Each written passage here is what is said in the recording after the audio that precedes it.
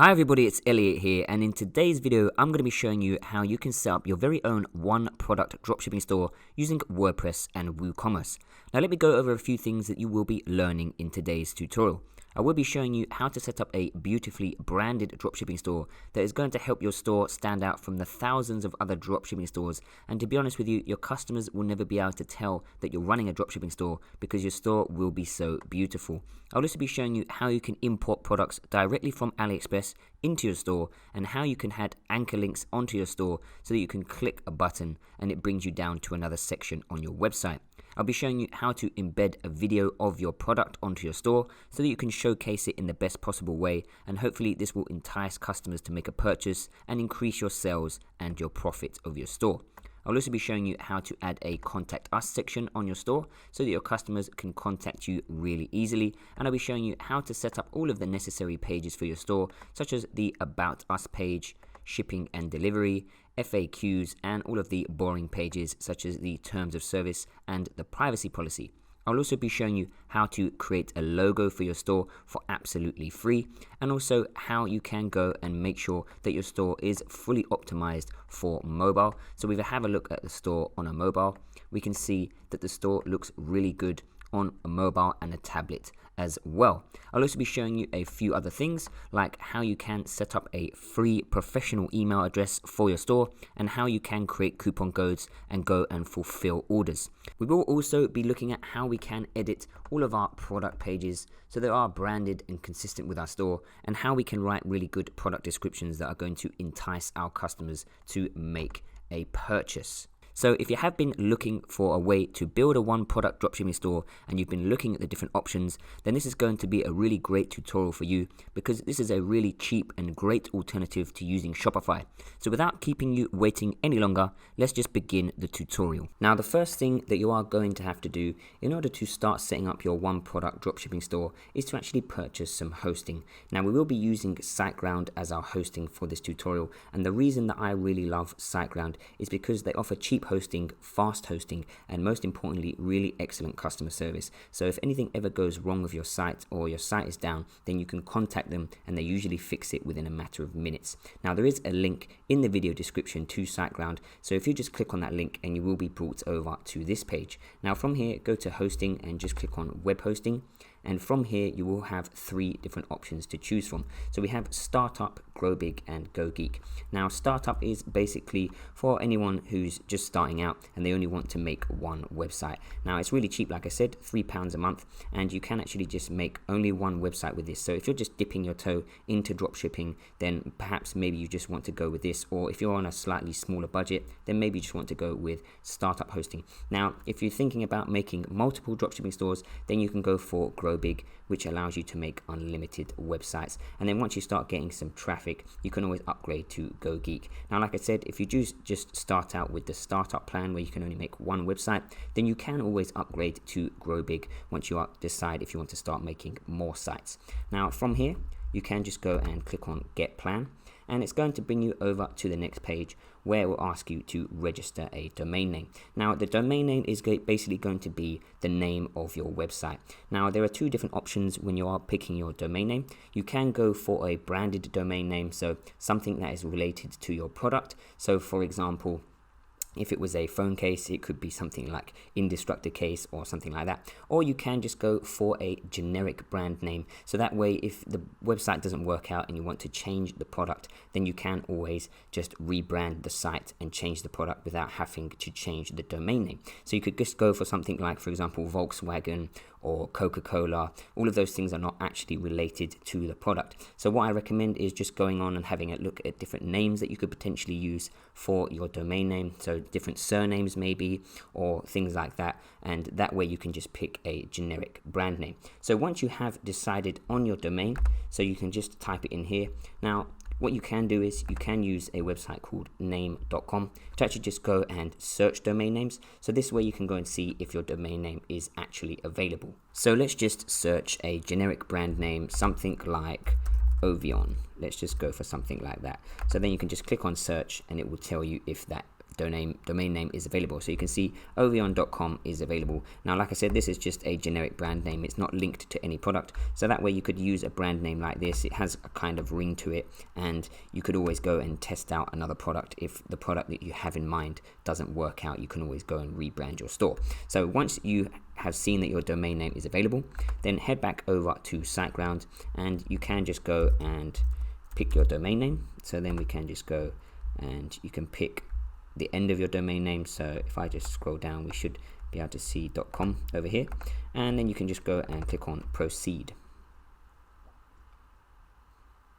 Once you click on this, it is going to ask you to review and complete your hosting account. So you can just go and put in your email address. So I'm just going to go and enter in all of this information, and then we will continue from there. Now, once you enter in all of your information, you can just scroll down, and all you need to do then is enter in your card details so that you can confirm the payment with SiteGround.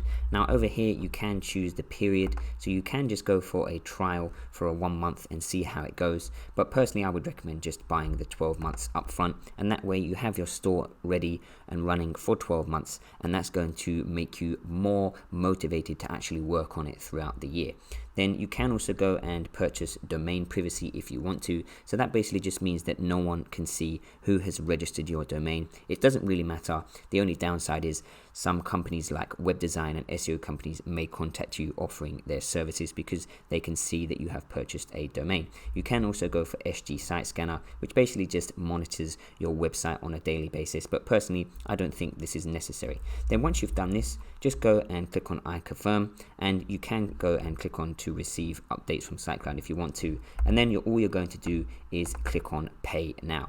Now I already have hosting services with SiteGround, so I'm not going to go through the payment process, and I will meet you on the next page once your payment has gone through. Now once you do complete your payment with SiteGround, you will be brought over to a page like this. Now this will be your SiteGround account, and this is where you can access everything for the hosting you just purchased. Now firstly, I'll just go over a few different things that you can use within your SiteGround account, and then we'll move on to installing WordPress onto our newly purchased domain.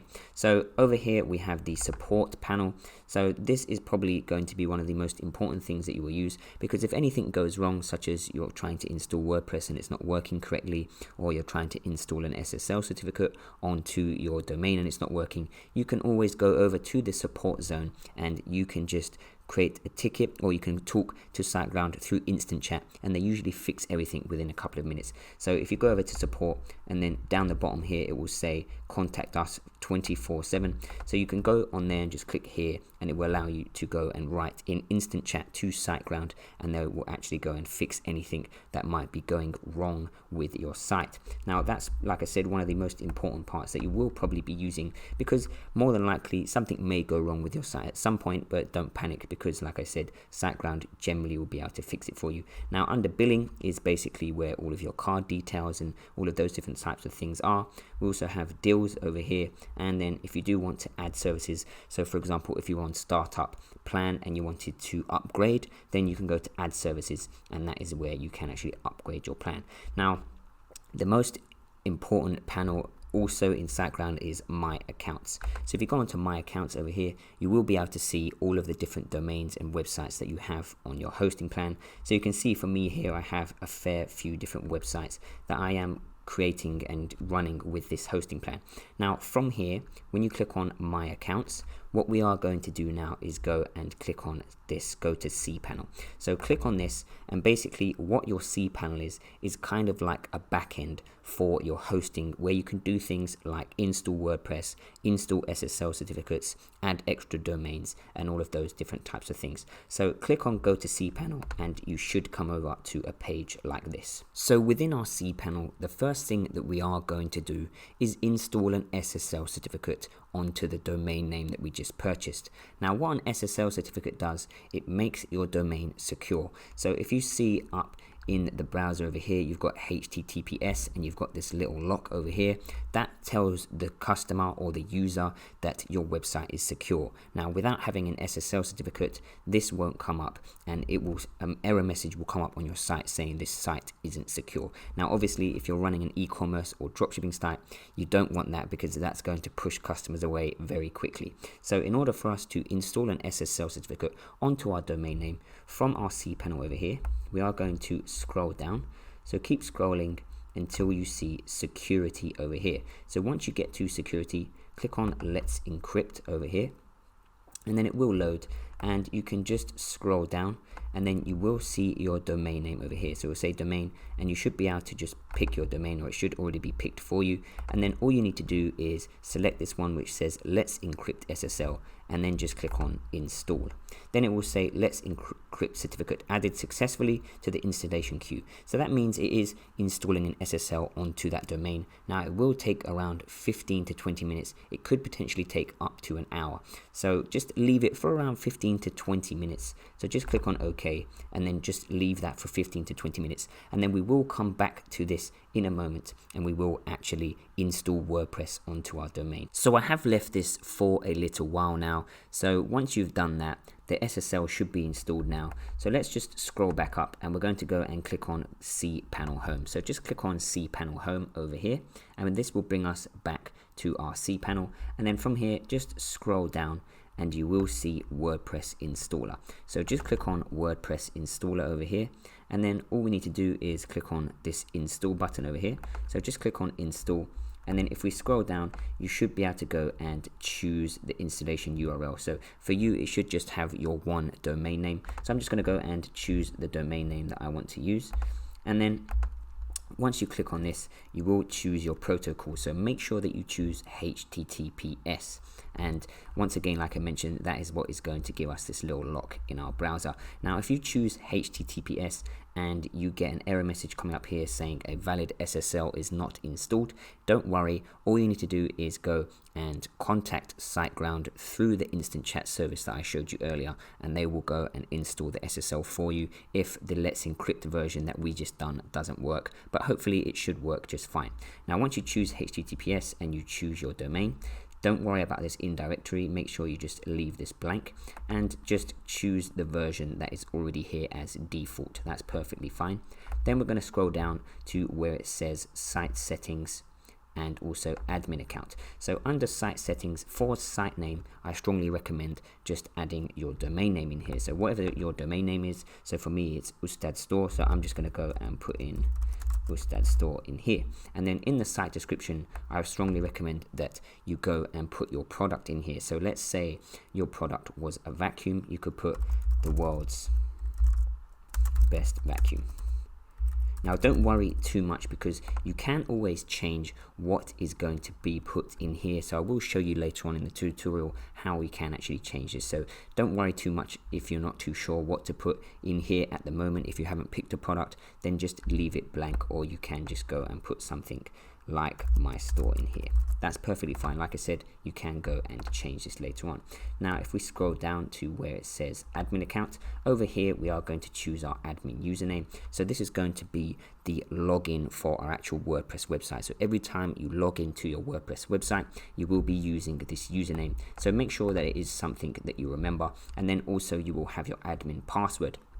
So for your password, you are going to want to set something up that is fairly strong. So don't use a generic password because that is going to make it easier for your site to be hacked. So I'm just going to go and pick a password, and also your admin email. So this is basically going to be an email that if you forget your password for your WordPress site, which email do you want to be able to reset your password on? So make sure you enter in an admin email in here that you can access. So let me just go and fill some of this out. So once you have entered all of that admin information in, we can just scroll down to where it says choose language, and you can just choose the language that you want your WordPress dashboard to be in. So I've just chosen English. Now you can limit the login attempts if you want to. So this means that you can only have a maximum of 3 attempts to log in to your WordPress site. Now personally, personally, I wouldn't worry too much about this, but if you're worried that somebody might accidentally, or not accidentally, somebody might try and hack your website, then perhaps you can go and limit this. But if you set up a strong password, and later on we will set up some plugins to keep our website secure, so don't worry about this. Then all you have to do is click on install. So it will take a few moments just to install WordPress, so just give this a few minutes to actually install. And once the installation process is finished, you will see, congratulations, the software was installed successfully. So now we have WordPress installed on our domain name, so that's perfect. Now you will see this administrative URL over here, so this is how we can actually access our WordPress website. So go and click on this administrative URL, and it is going to bring us over to the WordPress dashboard. So once it loads, you will see this WordPress starter site over here. So don't worry too much about this. We can just go and click exit on this, because I'm going to show you everything of how to use WordPress and how to set everything up. So once you click exit on this, you will be brought over to your WordPress dashboard, and it should look a little something like this. Now from here, we are just going to do a little tour of WordPress so we know how to use everything and what all of these different things over here are used for. So firstly, you will have home, which is your WordPress dashboard. So this is where you will see things like if you need to make an update on your site and just general news about WordPress. Then you'll have updates. So we use things in WordPress called plugins, and this is what allows us to add extra functionality. So within updates, there will be different things that you need to update for certain plugins that you've installed, or for a theme that you've installed, or just for the actual version of WordPress. So anytime you need to update something on your site, that will be under updates. Next up, we have posts, which we won't be using much in this tutorial because WordPress was originally a blogging platform. Everything that you created would be a blog post. So now we won't really be creating many blog posts. So like I said, we won't really be using this, but if you do create blog posts, then that will be over in the post section. Then we have media. So anytime you add an image or a video to your site, it will go into your media library, and you can also upload images and videos under media. However, we will be uploading most things on the front end when we actually build our site, so we won't be using this that much either, sorry. But like I said, if you do want to access any images or videos on your site, you can just go to your media library. Next up, we have pages, which we will be using quite a lot. So this is basically where we can add new pages to our site and also access all the pages that have been created on our site. So if we create an about us, a privacy policy, a contact us page, any page that we create will be made through the pages section, and we can also access those pages over here. We also have comments over here. So if you do write a blog post, then anyone that writes a comment on those blog posts will come up here, and that way you can approve them or delete comments. Also, if somebody writes a review on one of your products on your dropshipping store, then that will come into the comments section for you to be able to approve them or to delete those comments and things like that. Next up, we have appearance. So this is where we can actually do things like install a theme onto our store. We can go and change the menus and some few other things like widgets, which also allow us to add extra functionality to our store. So we will be using this a bit, but not that much. Next up, we have plugins, which is a really important part of the tutorial. And as I mentioned earlier, basically with WordPress, a plugin is something that allows you to add extra functionality to your store. So we will be installing a lot of different plugins and using different plugins throughout the tutorial.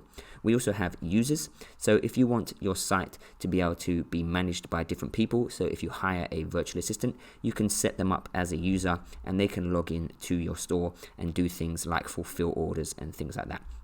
We also have tools over here. So if you want to import and export data from your site, you can do that over here. We won't really be using that this much in the tutorial, but just so you know what it is. And then we also have settings. So in here, we can change things like what the links look like up in the URL and a few other little things within here, but we won't really be using that this much. The main thing that we will be using in this tutorial is setting up pages and also working with plugins. So now that we have just gone through a little tour of WordPress, the first thing that we will do to actually start setting up our store is actually install a theme onto our store.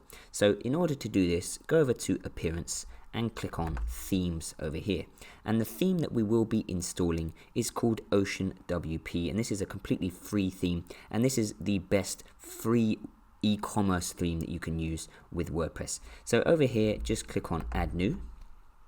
And Once you come over to this page, we are just going to click on search themes and type in Ocean WP. And once you type that in, you should see this theme come up over here, Ocean WP. So we can just go and click on install. Once that has finished installing, just click on activate. And now we can see that that theme has been activated. So this theme is now installed on our store. Now we can just keep this theme here as a backup in case something goes wrong with this theme. At least we have another theme as a backup. So just to leave this 2019 one over here. So now that we have installed the theme onto our store, the next thing that we need to do is install a plugin called WooCommerce. And what this plugin allows us to do, it allows us to add e-commerce functionality to our WordPress website. So in order to install the WooCommerce plugin, just go over to plugins over here and just click on add new. This will then bring us over to the plugins page, and from here you will see this search box which says search plugins. So now just type in WooCommerce and it should be the first plugin that comes up. So we're going to install this one over here, WooCommerce, and you can see it's got 4 million active installations. So there are a lot of e-commerce sites out there on the internet that are using WooCommerce. So we're just going to go and click on install. And once that has finished installing, we can go and just click on activate.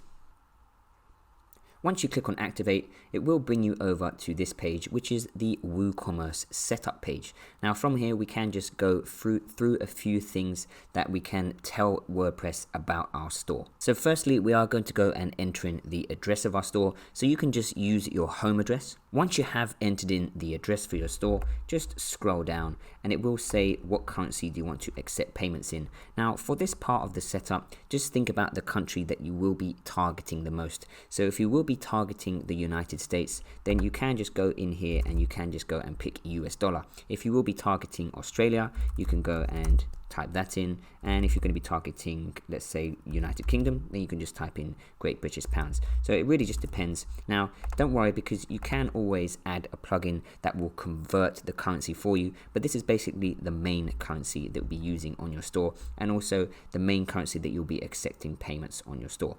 Now next up, it's going to say what type of products do you want to sell. So it could be both digital and physical, but if we're doing a dropshipping store, then we are just going to go and pick physical products. So then we can just scroll down and we can just untick this because we don't need help improving with usage tracking. So just untick that and we can just go and click on let's go. You will then be brought over to the payment setup. So in here we can enable Stripe and PayPal. Now Stripe is a payment gateway that allows you to accept debit and credit cards on your site. So you definitely want to have this ticked over here. Now where it says set up Stripe for me using this email, just untick this for now because you may not have a Stripe account set up, or you may already have a Stripe account under a separate email. So just untick this, and then we're going to just scroll down over here and we are just going to go and tick PayPal. We do also want to accept PayPal on our site because it's a really good payment method to have on your site. And once again, just untick this because you may be using a different PayPal account. So just untick this and we will go and set up Stripe and PayPal later on in the tutorial. So once you've done that, just click on continue. You will then be brought over to the shipping setup for your store. So in here, we can just go and select free shipping for our store, because generally, as a rule of thumb for dropshipping sites, it is really great to offer free shipping because it entices the customers to make them more likely to make a purchase. And because most AliExpress items actually offer free shipping, we don't actually have to pay for it. So we can just go and put free shipping for our country, and then also for international shipping, we can also just say free shipping as well. Now if you scroll down, it will say do you want to install the ShipStation plugin. Because we will be doing shipping, drop shipping, we don't actually have to worry about shipping labels, so we can just untick this and then just click on continue once again. You will then be brought over to this page, which will just say recommended plugin for your store. So for now, we are actually just going to untick these because we will go and install these as we go along. So for now, just untick all of these and click on continue. It will then say, do you want to install Jetpack onto your store? Jetpack is a plugin that basically allows you to track analytics onto your store. So how much traffic you're getting, where the traffic is coming from, and things like that. Now personally, it's probably just as good to install Google Analytics onto your store, but for now, if you want to, you can just go and click on continue with Jetpack and set up a Jetpack account. So let's just go and click on that, and like I said, this is just something that allows you to track your traffic, how many daily hits you get onto your store, where the website traffic is coming from, so if it's coming from Facebook and things like that. So just click on continue with Jetpack, and it's just going to load up the Jetpack setup. You will then be brought over to this page where we can set up our Jetpack account. So we can just choose a username. So I'm just going to call this Ustad Store, and then just go and choose your password. So just type a password in there and just go and click on create your account. Once you create your account, it will just say connecting to your store. So just give it a few moments to connect Jetpack to your WordPress store, and then you will be brought over to this page that just say connect as Ustad Store. So just click on approve.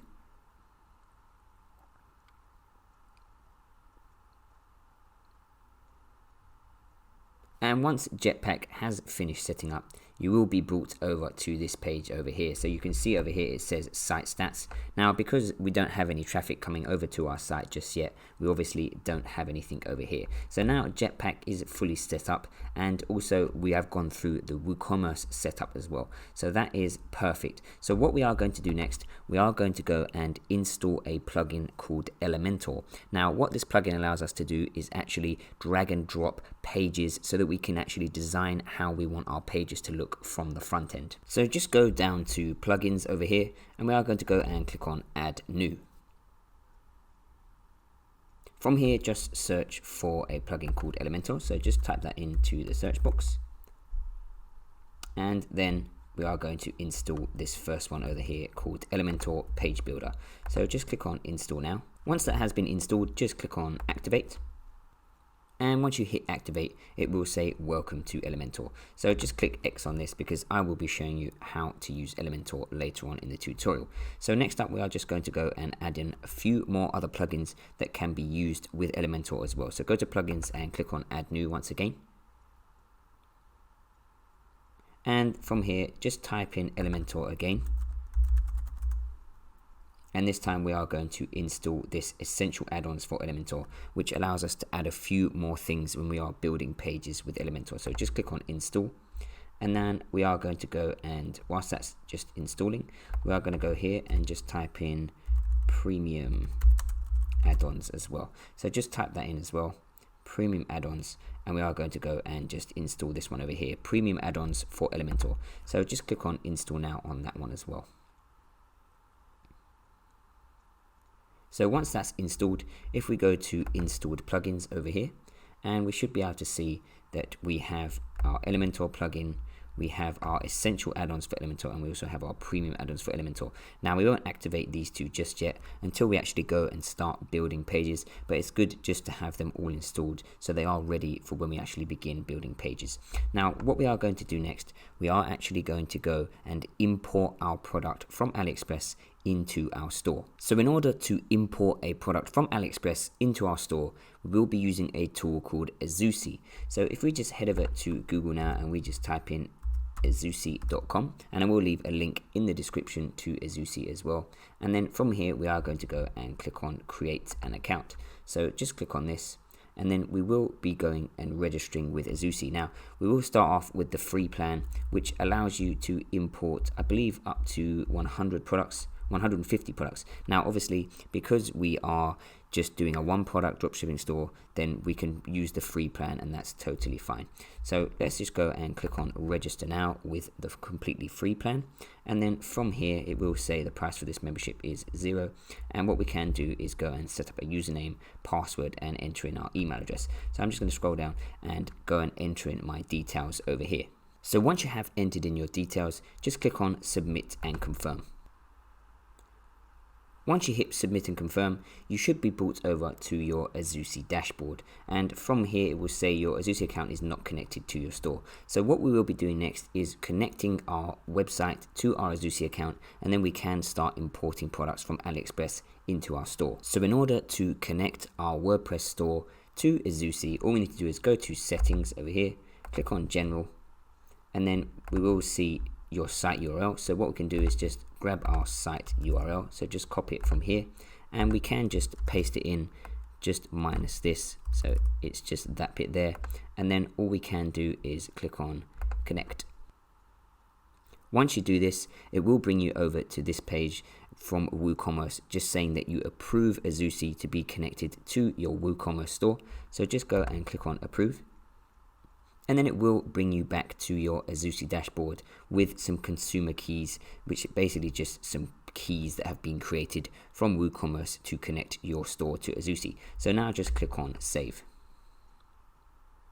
Now that we have done this, our store is successfully connected to Ezusy, so now we can actually head over to AliExpress and start importing products into our store. One other thing that we do need to add to our Chrome browser is the Ezusy Chrome extension, which is going to allow us to import the product from AliExpress into our store. So just go over to Google and just type in Ezusy Chrome extension, and then just click on the first link over here.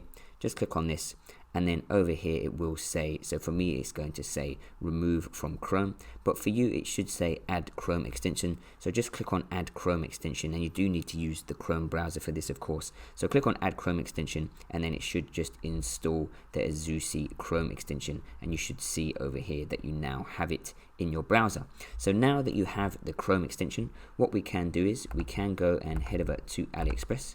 So I'm just going to go directly to the product that I want to import, and if you just go and find a product that you want to import, if you have one in mind, of course, and then from here if we just scroll down, and we can see our product, and then in the top corner over here you will see this little Ezusy button. So when you actually click on this, this is going to import the product into your Ezusy dashboard. So if I just click on this now, it is going to say importing to Ezusy. So just give it a few moments, and then we will head over to our Ezusy dashboard.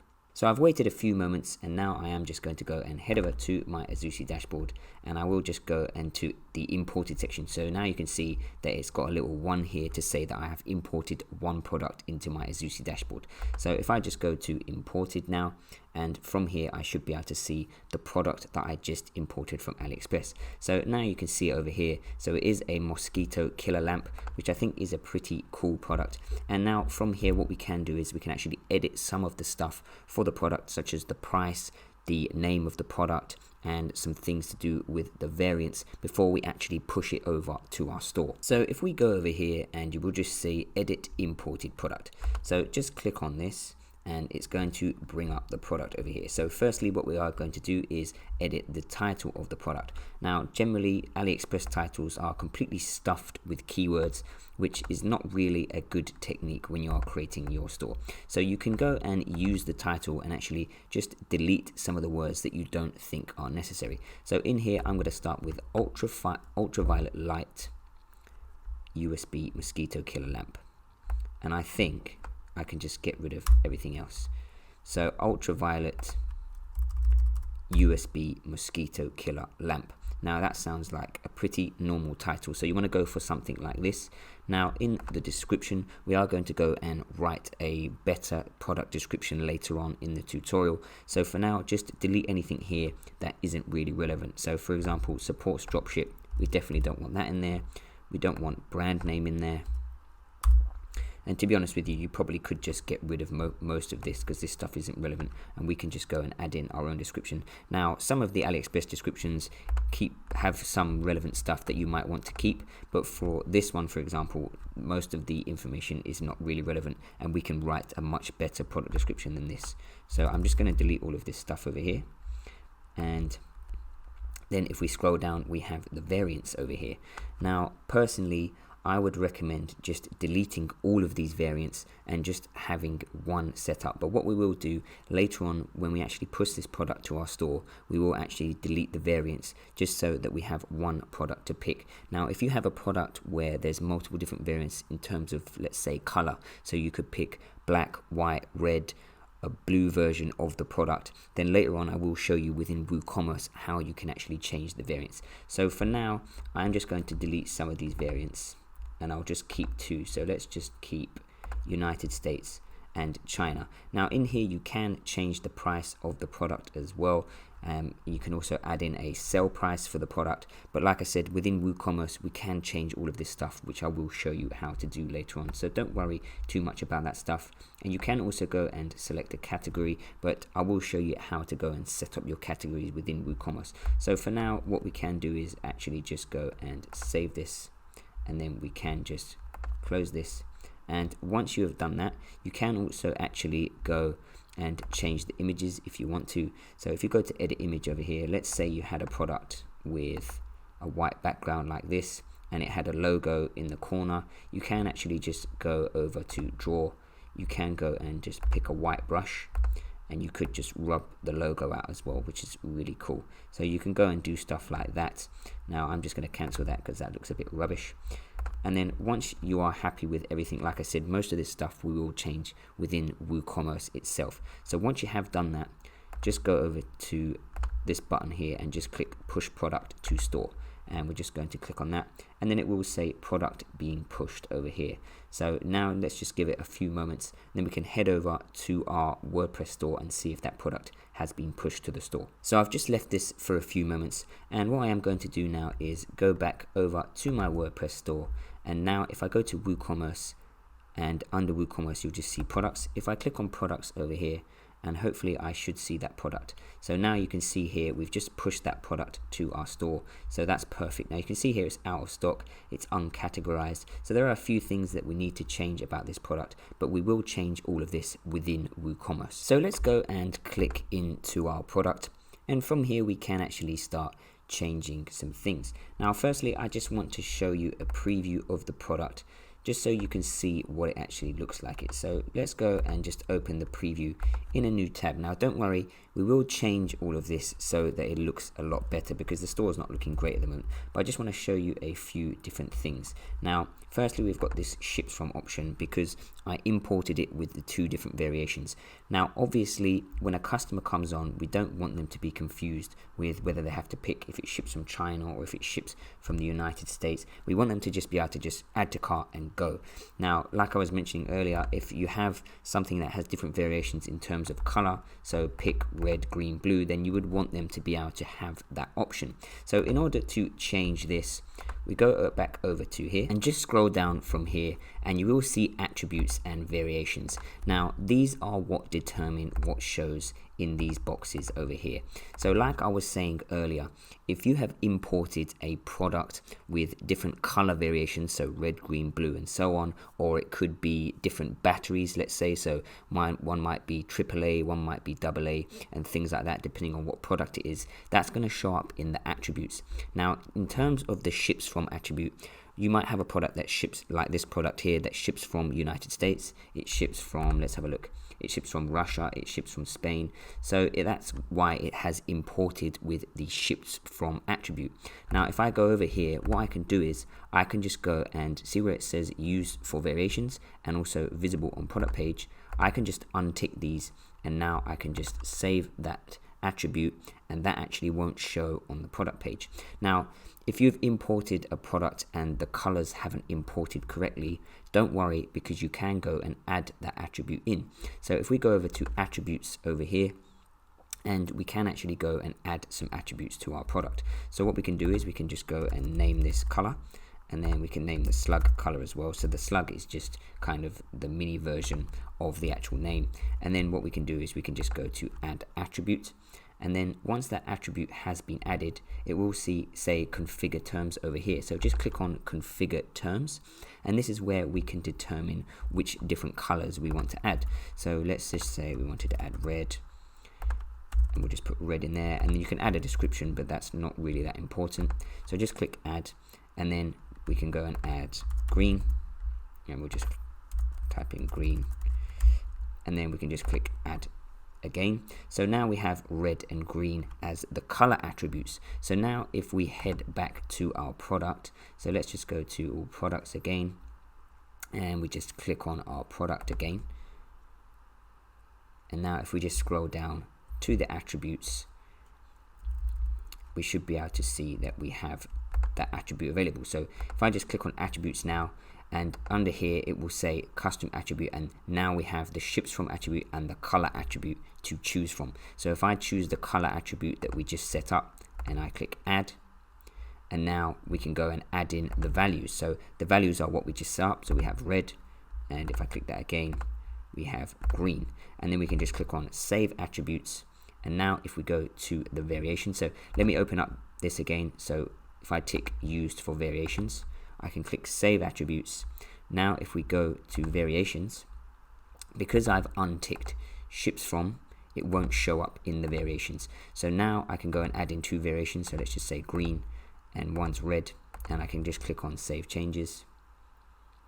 And now if I head back over here and I refresh this, we can now see that the product has those 2 options available. So if you do import a product with variations, that is how you can actually manage them in a better way to allow the customer to be able to easily pick which different variation they want. Now for this particular product, it doesn't actually have any variations. It has the ships from variations, but I don't want my customer to be able to pick, because I don't want them to get confused. So I just want them to be able to purchase it, and then when I fulfill the order, I can choose where I want to ship it from for them. So in order to do that, once again, I would just go back to attributes, and from here you can actually just change your product to a simple product.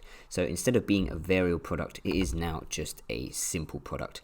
Now let me just very quickly show you. If you go back to variable products within variations, this is where you can actually change all of the pricing. So you want your pricing to be consistent. You don't want somebody to have to pay more for a green product rather than a red product. Or let's say maybe you do want them, so maybe your black product that you're selling, the black version of it is the most popular, so maybe you put the price up for that. So let's say the green one was the most popular, I could put the regular price as $16.99, and then for the red one I could put it as $15.99. Now if you want all of your variations to be the same, you can just go in here and you can just change the price, the regular price, to all the same. And if you want to actually add it on sale, you can just go and put in a sale in here. So let's just say I made both of them $15.99 and the product is now on sale for $10.99. So now I can go and add in a sale price on both of these, and if I just hit save changes over here, and now if I go and actually refresh this, we should be able to see that this is now on sale. So this little sale item comes up, and they can go and choose red or green, and they can click clear. Now like I was saying earlier, if you just change this to a simple product, so let's just change this to a simple product, and now we have our regular price, and we just click on update. And if we now go over to here and we refresh this, we should be able to see that this product doesn't have any variations now. So like I was saying earlier, if you just want to have a product that doesn't have any variations at all, you just will need to set it as a simple product. Even if you've imported it and it's imported with variations like this one has, which it had that ships from variation because the product ships from various different places, I've just set it to a simple product now, and now the customer doesn't have to pick anything. They can just click on add to cart. Now in terms of stock over here, you can see it's got 198 in stock. If you actually want to change the stock level, you just go to this inventory tab, and where it says manage stock over here, you can tick or untick this. Now you do have to add an SKU. Now this is just a number that you can make up. It doesn't really matter. I don't think you even actually need one, to be honest with you, but this is just a number that you can add in there to actually kind of track your product. Like I said, it doesn't really matter. So for this one, I just put in, let's just have a look. I put in, I think LV was supposed to be ultraviolet, but I put in L, so it should be UV, LV, USB, and then I just put in some random numbers as my SKU number. That doesn't really matter. Don't really pay attention to that. But in terms of actually managing stock, you want to tick this over here, and that way you can ensure that the product is always in stock. Now if you have a look at the stock level from the actual supplier, we can see that this one is 8,255. That's for the United States one. I think if you add all of them up, it's probably around 40,000 that they have. So they pretty much have unlimited stock for this particular product. So in here, I could actually go and add in unlimited stock, but you want it to, from your customer's point of view, to make it look like you have a low level of stock, because that is going to increase them and to actually go and make a purchase because they think that the product might run out. So if we have a look over here, we can see it's 198. So they might think, oh, that's not too high. So you can go and set that to the level that you want to. Just set it to a level so that it's not going to run out, because then it's going to show that your product is out of stock.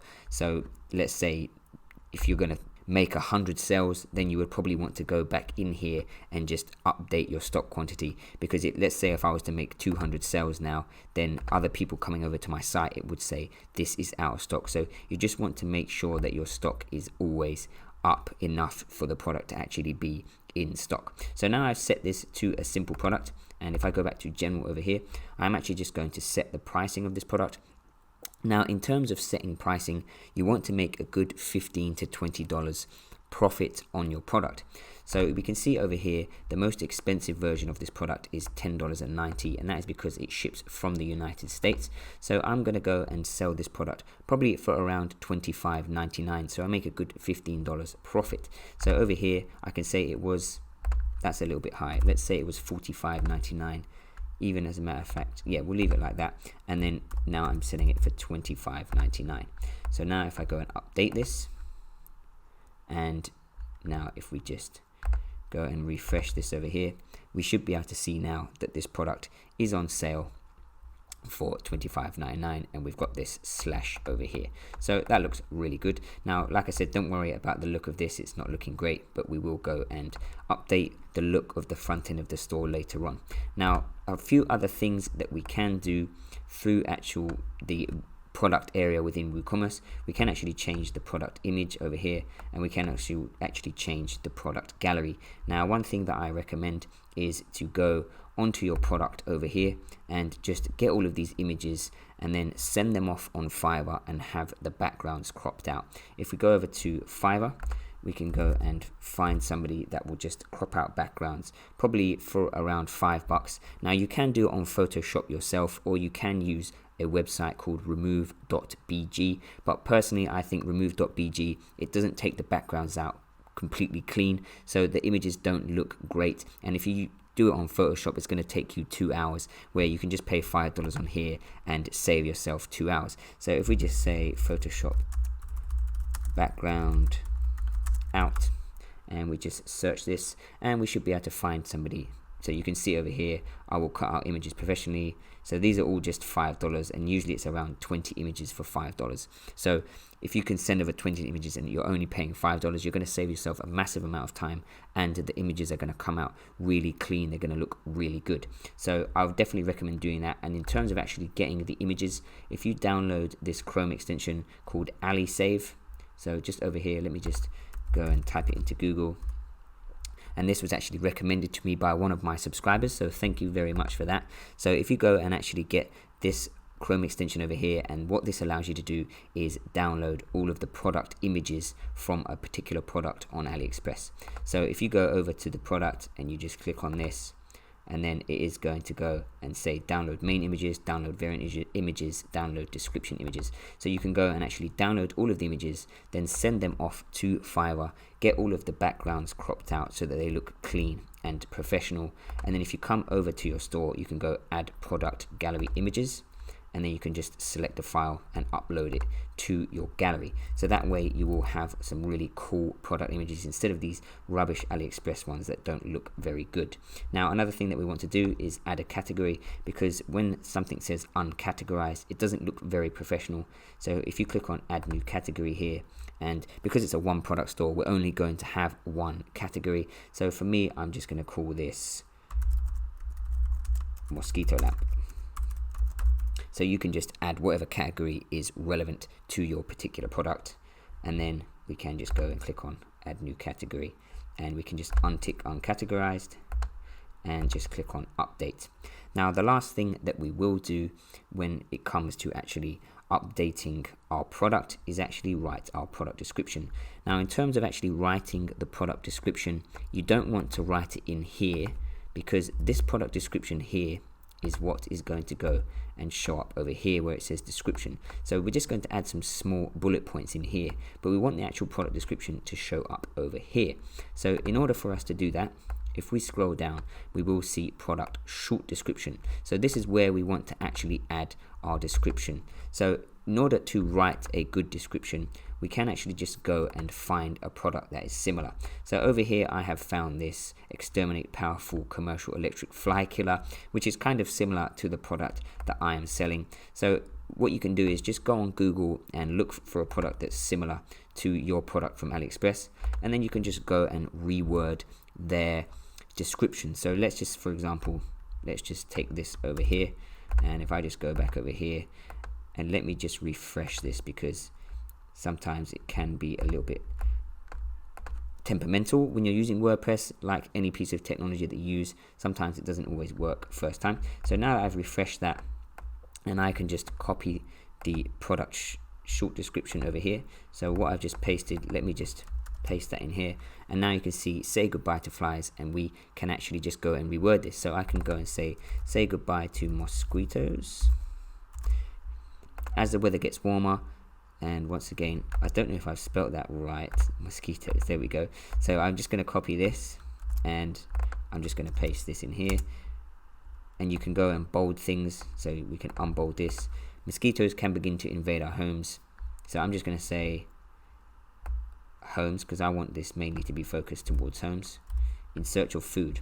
Poisons and pesticides.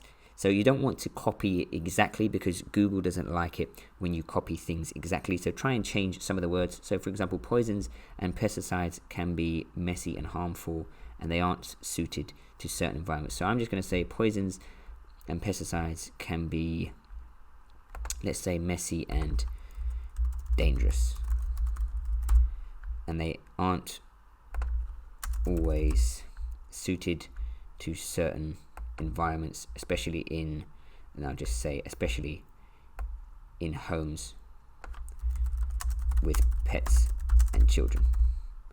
So we can just say something like that, and then we can say simply plug in your ultra. So you just want to link it back to your product. Ultraviolet USB mosquito lamp,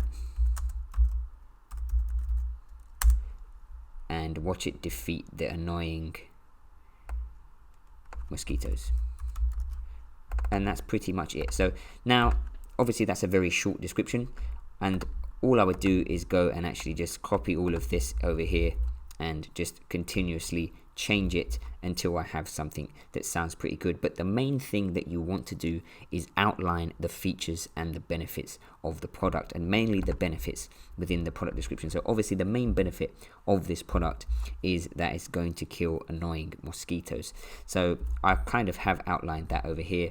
And some other things that I would mention in here, that is, it's a quiet lamp, it's small, it has a nice design. So those are more types of features of the product. It's nice design and things like that. It's going to look nice within your home. And then the benefits, like I said, have been outlined over here. But the best thing, like I said, when you're writing your product descriptions, is to actually just go and take them from other products that are similar on Google and just rearrange the words a bit so that it is unique to your particular product. So now if we just click on update once again, and now if we just refresh the product, let's go back over here and we just refresh this. Now we should be able to see our product short description has just come up over here. So now you can see it is over here. So that's really good. And then in here, like I said, with the actual description, you just want to add some bullet points. So for example, I could just go and copy some bullet points from the description on AliExpress. So let's just say,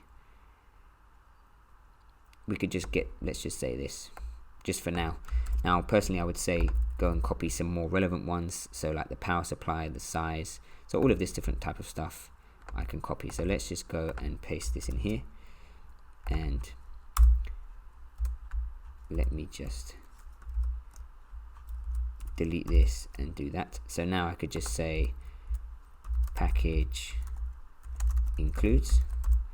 And if we just do this, and we can make this bold, And let's just bring this one down, and then I can just copy some extra stuff here. So let's just copy specifications from here, and we will paste that in here as well. And then let's just make this all together so it looks a bit more clean. And now if I click on update and we refresh that once again, so let's go back over here and let's just refresh this, and now we should see in the description here we actually have some information. So you can see now within the description we just have some kind of bullet points generally outlining things about the product, so facts about the product, for example the size, the power supply and things like that. And then we have the actual features and benefits of the product over here. So that's perfect. So now we have our product imported. I am going to go and edit all of these product images later on, like I said, using Fiverr. But what we will do next, we will actually focus on building out our home page. So from here, in order to build out our home page, let's go back over to plugins. So let's go to plugins and just make sure you hit update so that you save everything about your product. And now we can go back to plugins and we will go to installed plugins, and we are just going to go and activate those two Elementor plugins. So we have our Elementor plugin activated. Now just activate essential add-ons for Elementor, and once that's activated, if we just go back to plugins over here, so let's just go to, where's plugins, over here, and we just go to install plugins once again, and this time we are going to go and activate the premium add-ons for Elementor. So let's just go and activate this. And now that we have activated both of those plugins, we can actually go and start building the homepage of our store. So in order to start actually building our homepage, firstly, we have to create a homepage that we can build on. So if we go over to pages over here and we click on add new, and then from here, we can actually just go and name this page our homepage. So once this page loads, it will say add title over here. So all we need to do is go in here and just type in home, and then just hit publish over here, and then just hit publish once again. And now our home page is published. So now we need to actually make this page our home page. So in order to do this, we go over to settings over here and go to reading. And then within reading, we can actually make this page our home page. So if we go over to here where it says your home page displays, then we're going to choose a static page. Then we're going to go for home page, and we are just going to go and choose the home page that we just created. And now just click on save changes. What we will do next, we will actually change our link structure. So if we go over to settings once again, and within settings, you should see this permalinks. So click on permalinks over here, and we are going to change this just so that it shows the name of the page within the browser. So at the moment, we've got it set to the day and the name. So it's going to be the day that the post was created and then the name. So it will be today's date and then home, which looks a little bit weird. So we just want the post name. So just go and save post name like that. And then it will just show up your store's name / home or / FAQ / about us. So just make sure you tick post name, and then we can scroll down and just click on save changes once again. So now we have our home page ready to actually start building. So what we're going to do next, we're going to go to the front end of our page. So just click on this button over here, and it will bring you over to the front end of your store. Now, as you can see at the moment, it is pretty boring. So there's not much going on. So what we are going to do, firstly, we are going to go and get rid of this sidebar over there. So in order to do this, we're going to go and just click on edit page over here. And then from here, we can actually go and just get rid of that sidebar. So once this loads over here, what you can do is if you go over to the side down here, and what we can do is if we go and just go to page attributes, and then you will see templates over here. So we're just going to click on template, and we're going to go for Elementor full width. So just click on that and then click on update. And now that's going to get rid of that sidebar, because most home pages of e-commerce stores don't have a sidebar. It looks a little bit weird. So we want to have a full width page. Now we've done that, what we can do next is just click on this button here, edit with Elementor. And that's going to bring us to the front end builder, and we can actually start building out our home page using Elementor. So once Elementor loads, you should see something like this. Now, as you can see, like I said, our homepage is pretty boring at the moment, but that's perfectly fine because we are going to build it out and make it look perfectly branded. Now, before we do this, we need to actually think about the branding for our store. And the first thing that comes to mind when we talk about branding is the color scheme of our store and also the fonts that we will be using for our store. Now, to generate a color scheme, there is a really easy tool that you can use, which is called coolors.co. So if you head over to this website over here, and you can actually just go and generate a color scheme for your store. Now, when you are generating color schemes, so all you have to do is click on start the generator. It's free. So just click on this over here. And as I was mentioning, when you are generating color schemes, just think about the type of product and the type of audience. So if you have a feminine product, maybe you want to go for a color scheme that includes pinks, purples, and those types of things. If you have a masculine product, then maybe you want to go for things like blues, greens, and those types of things. Or if it's an eco product, then you want to go for something like greens. If it's a cosmetics product, then maybe you want to go for something like yellows. So you can just hit the space bar on this and it will generate color schemes for you. So I'm just going to do this and I'm just going to get a color scheme for my product. So my product is pretty generic, so I'm just going to go for something.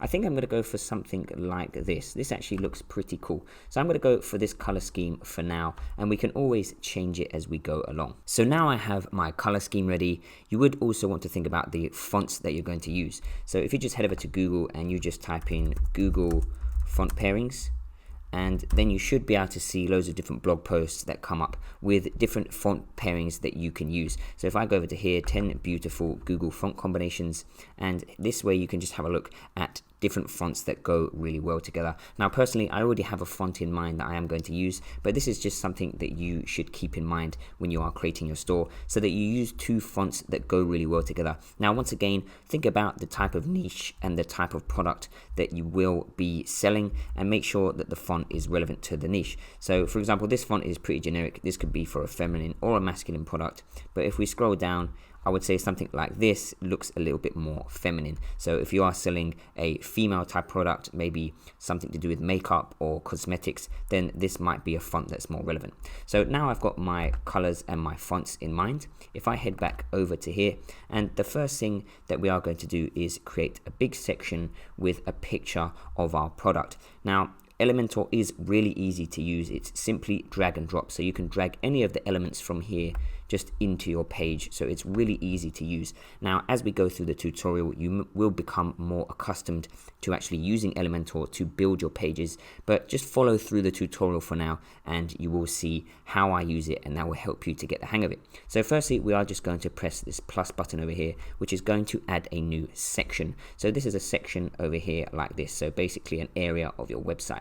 So if you just click plus, and then you can choose how many columns you want within your section. So I'm going to go and choose 2 columns. So let's go and just choose 2 columns over here.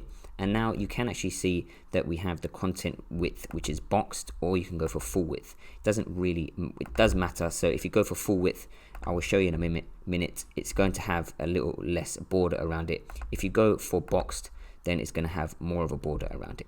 So the first thing we are going to do, we are going to go and actually change the background color of this section. So if you ever click off of something, you can always just click this blue button over here to edit the section again, and then it will come up over here what you're actually editing. So if I actually just click within here, now it's going to, for example, I want to add an image in here.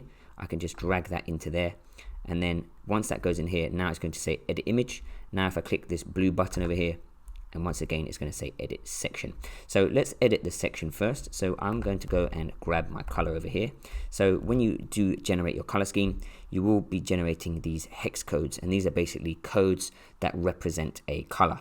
So if you copy the hex code that you want, so just right click it and you can just click copy, and then if we head back over to our site, then we go to style. So style is where we can change all of the colors and things like that.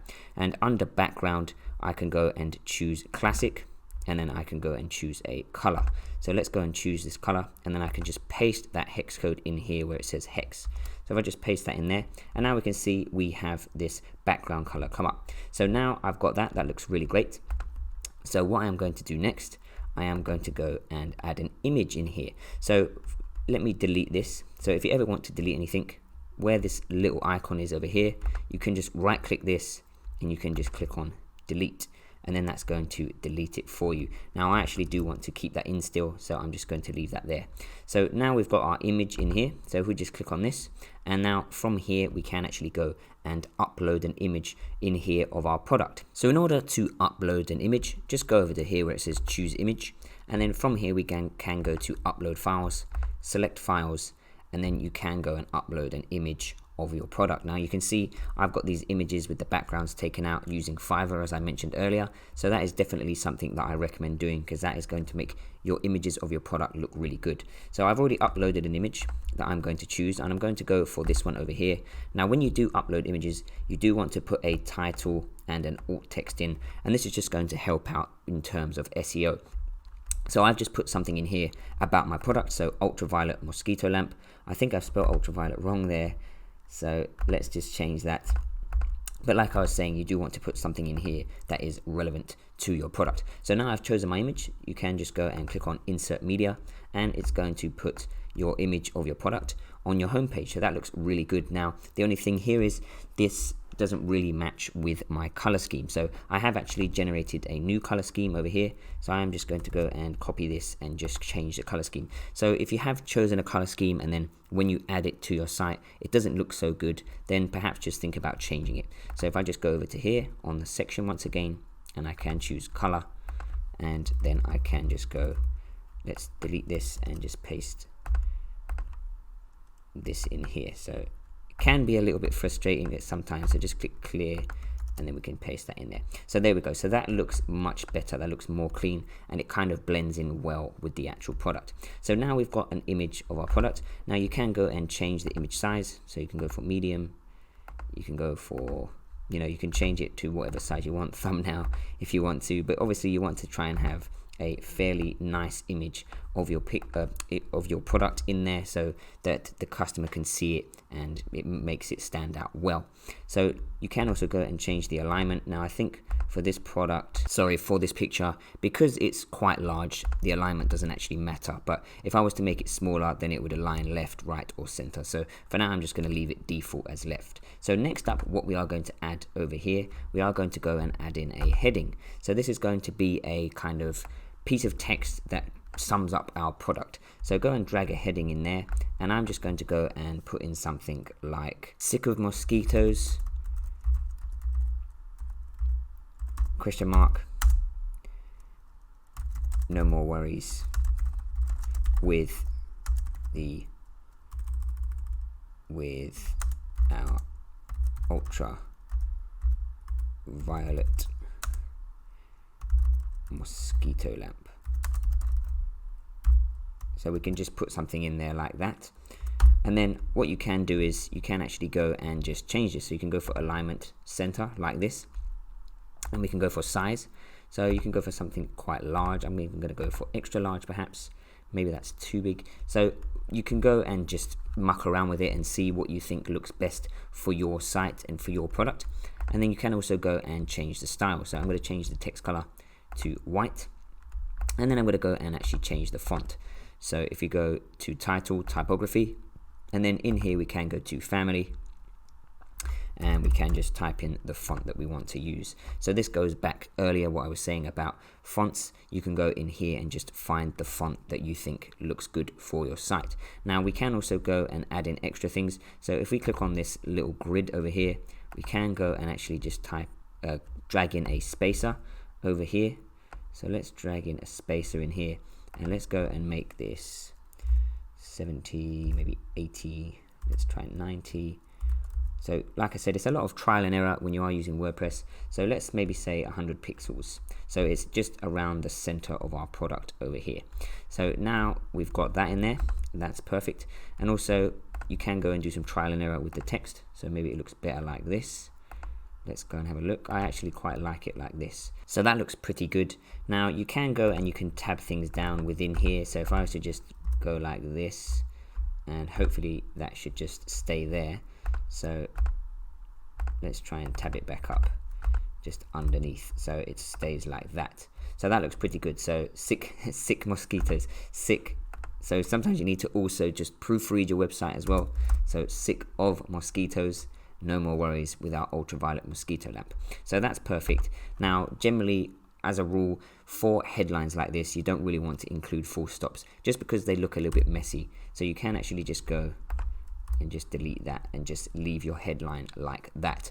So what we're going to do next, we are going to go and click on this little grid icon again, and now we are going to go and add in an inner section. And an inner section is basically like this large section here, but with inside another section. So if we grab this inner section, and we can actually just go and drag it under here until you see this little blue thing pop up, and that means it's going to go underneath our headline. So now we have an inner section with two little sections inside, and what we are going to do within this inner section, we are going to go and add two buttons in here. So we're going to add a button in here, and we'll just put that into the center, and then we are also going to go and add a button in here. So now we have our two buttons together. So that looks really cool. Now, you would want actually these two buttons to be fairly close together. So what I am going to do, I am going to go and just make them both full width. So let's go and click on this button here, and I'm going to make this one full width as well. So now we have our two full width buttons. So we are going to go and have two buttons. One is going to be a buy now button, and one is going to be a learn more button.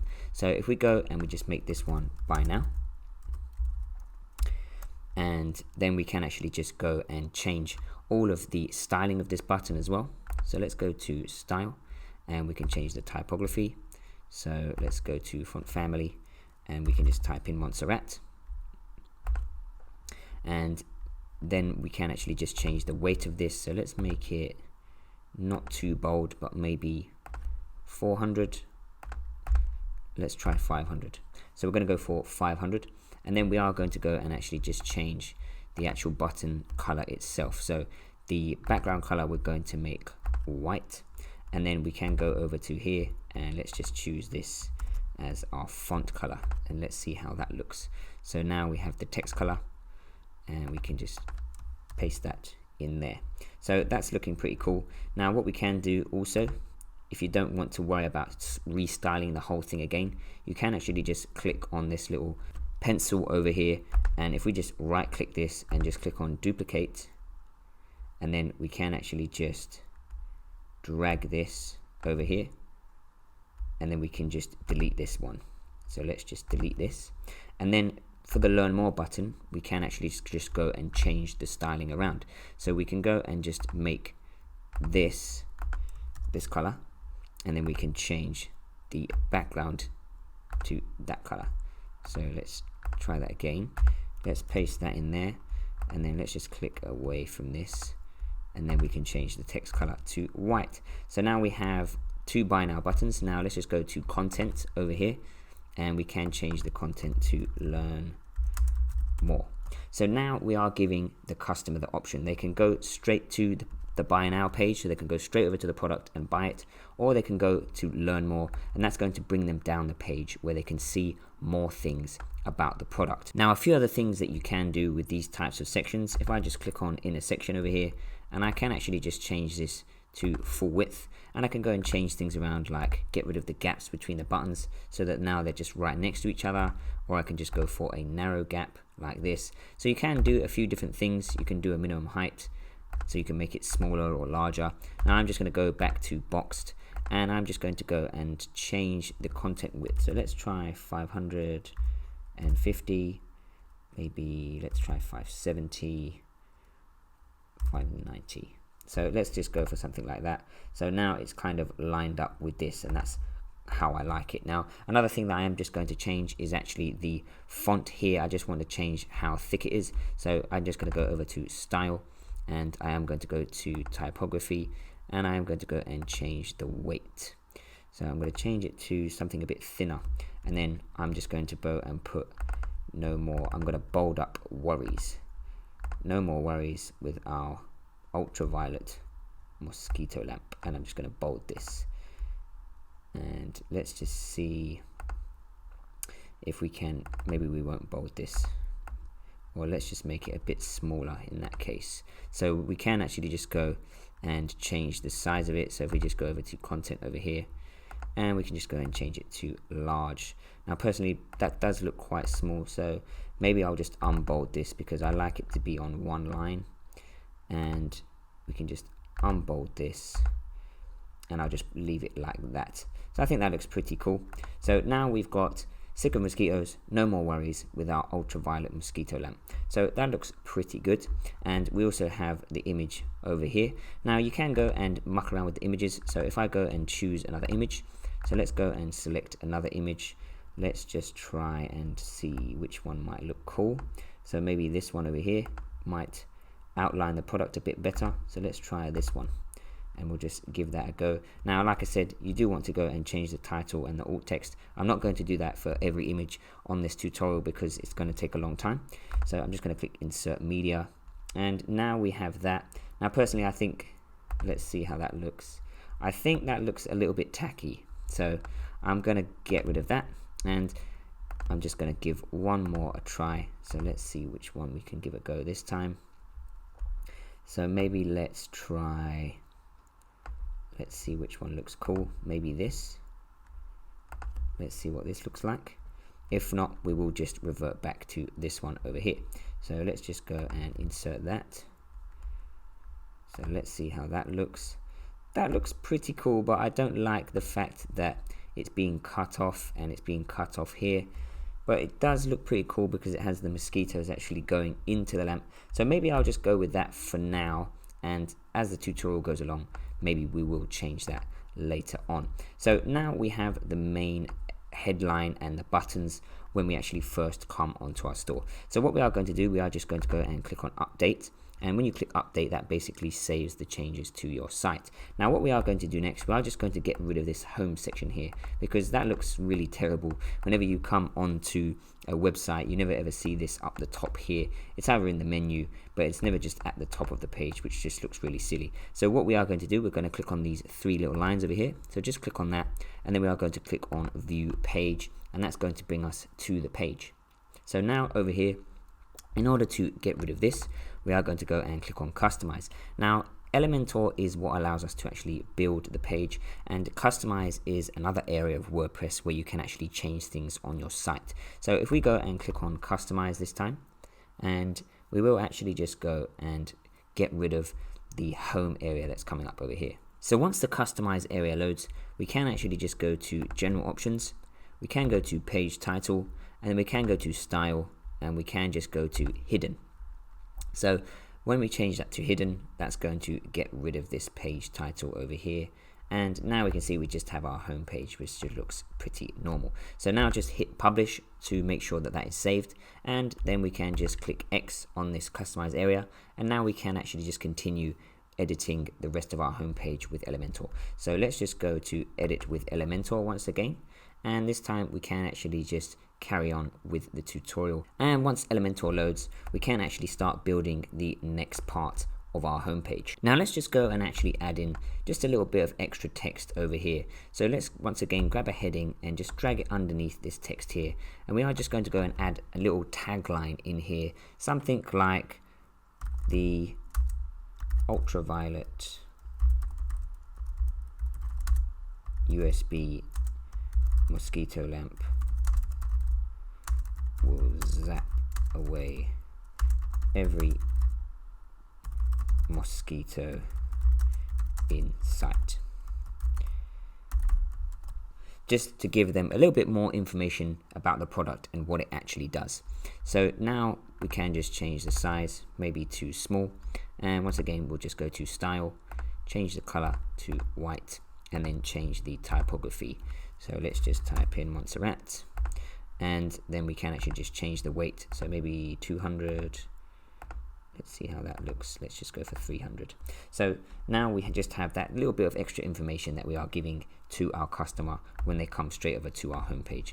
So let's just go and click on update, and that's perfect. So what we are going to do next, we are going to go and click plus over here, and this time we're going to go for a 3 section. So let's just go for 3 like that, and now we are going to go and add in 3 icons over here. So if we just go over here and we should be able to just type in icon, and now we can just go and choose icon box. So just drag the icon box over here, and now if we just go to icon library, so just click it and give it a moment to load.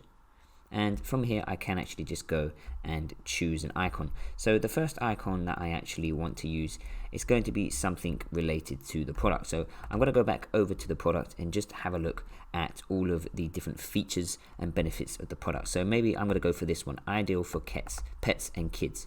So what I can do is I could just type in dog in here. So there is a dog, but let's just see, maybe if we type in baby, there might be a baby icon. So we're going to go for baby because people will obviously consider their children over their pets. So let's just pick baby, and we can just go and type in ideal for kids and pets. And then we can actually go and change all of the styling of this. So we'll do that in a moment. So what we can do is we can go and copy some of the information from over here, and we can just decide what parts are important and what parts we can actually just delete. So let's just go and paste that in there. Now that's quite a lot of information. We want to sum this up fairly quickly so the customer can read it pretty quickly. So we can just say our electronic mosquito trapper is 100% safe for humans and pets as it contains no chemicals, emits no radiation, and is entirely non-toxic. So that for me is enough information. So now we can go over to the style, and we can actually change the color. So once again, you want to keep in with your color scheme. So I'm going to go and choose this color over here. So let's just paste that in there, and then we can go and change the content. So let's go to the content, and within the typography we can leave the typography the same color that is. I think that looks pretty good, but we are just going to go and change the font family. So let's go and change it to this, and once again we will do that also for the description. So let's go and change the description, click on family, and just type in Montserrat. So now we have that, so that's looking pretty cool. So if we just open this up, we can see that it looks like that. Now the reason that there's this large gap here is what I was mentioning earlier when it comes to boxed and full width section. So if I go to this edit section over here and I change this to full width, and now I see what it looks like. It looks much better. So personally I think that looks better.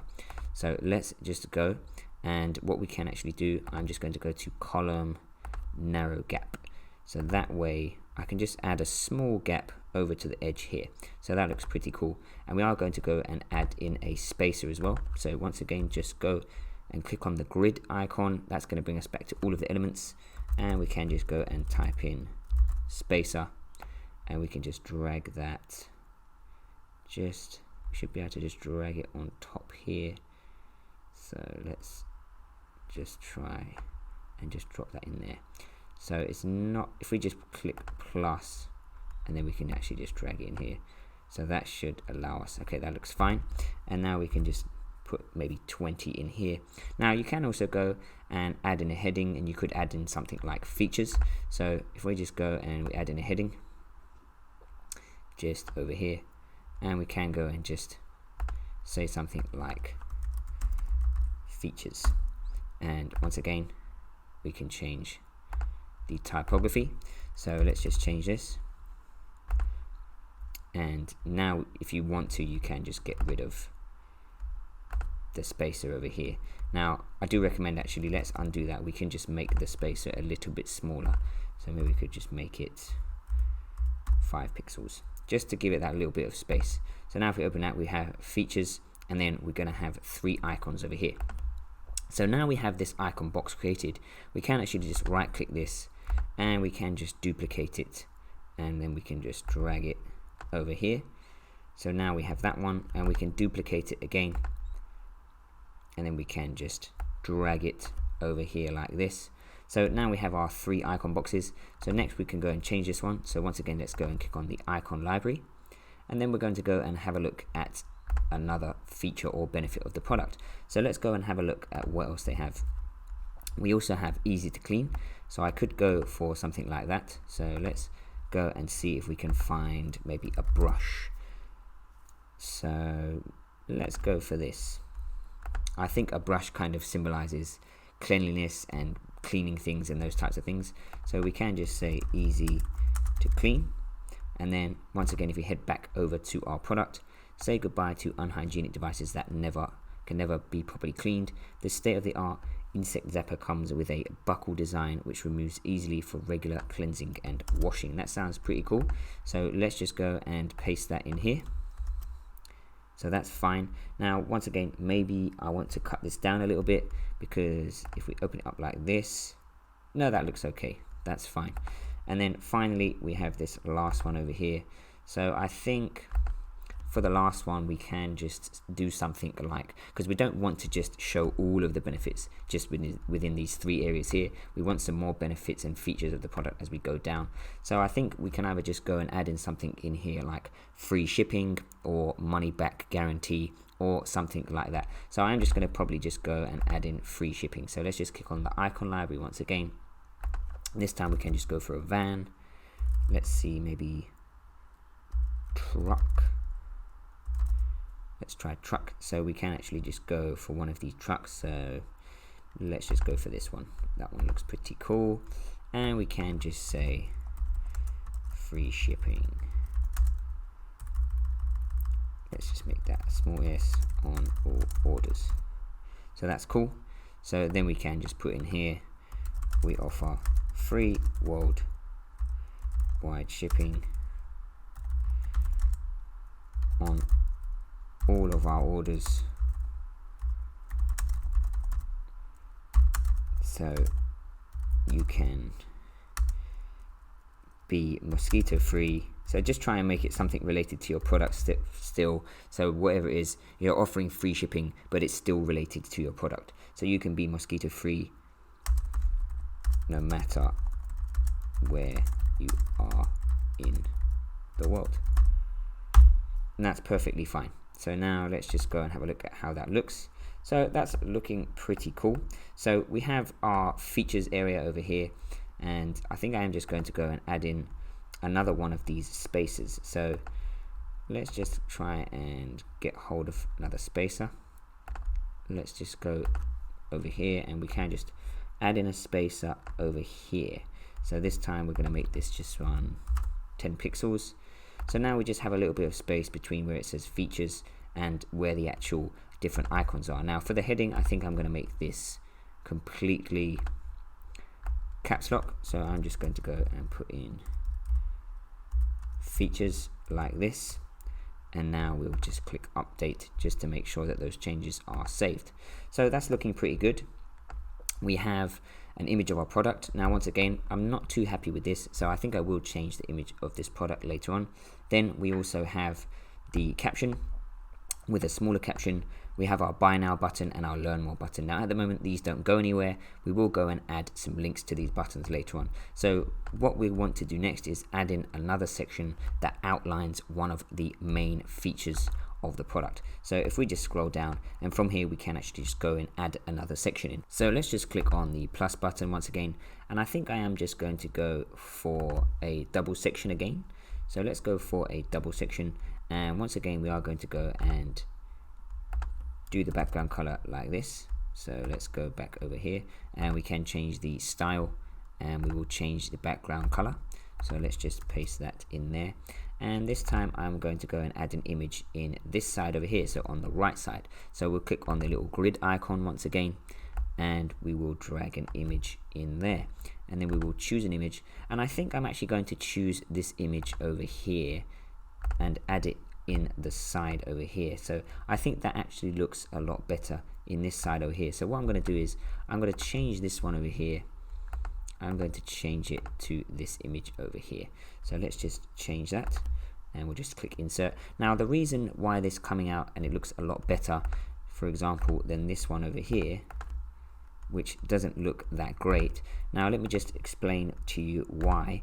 I have actually gone into Photoshop, and I have just made this 800 by 800 pixels, and I have dragged the image in here, and then I've just exported this as a PNG. So now it's actually right in the center. So now when I actually upload it, you can see it's right in the center instead of the other one, which I got default from Fiverr, which you can see it's kind of to the side here a little bit, whereas this one is right in the center. So what I would recommend to do is go onto Photoshop and make sure that you add your product images into the center, so that when you upload them, they do actually come in the center like this, and that way they look a lot better. So now we have this, and then down here we have this. Now this is being cut off over here. So what I am going to do, once again, if you go to edit section and we go to layout, and we can just go to full width, and then we can just say no gap.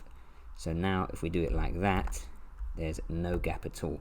So it looks great, and it just looks like it's just coming in from the side of the website. So it looks really cool like that. So what we can do is now we can actually just go, we can go and change the height. So we could go to a minimum height, and we could change this to maybe make it a bit smaller if you wanted to. So because of the image size, it actually just stays the size that it is, so it doesn't really matter. We can just go and leave it to default, but if we didn't have an image in here, then it would allow us to actually change the height of it. So now we are going to go and add in a heading in here.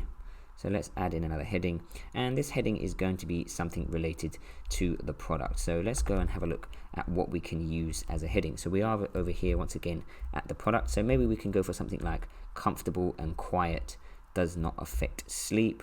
We could go for, so let's see what else they have on here, vortex flow strong suction. So I think I'm going to go for that. So let's go for vortex flow strong suction. So we can say, let's click on this, and we can say the ultra violet USB mosquito lamp comes with, I can't remember what it was, so let's go back over here, vortex flow and strong suction. Vortex flow and powerful suction. Let's just go back over here, powerful suction. So we can just say powerful suction,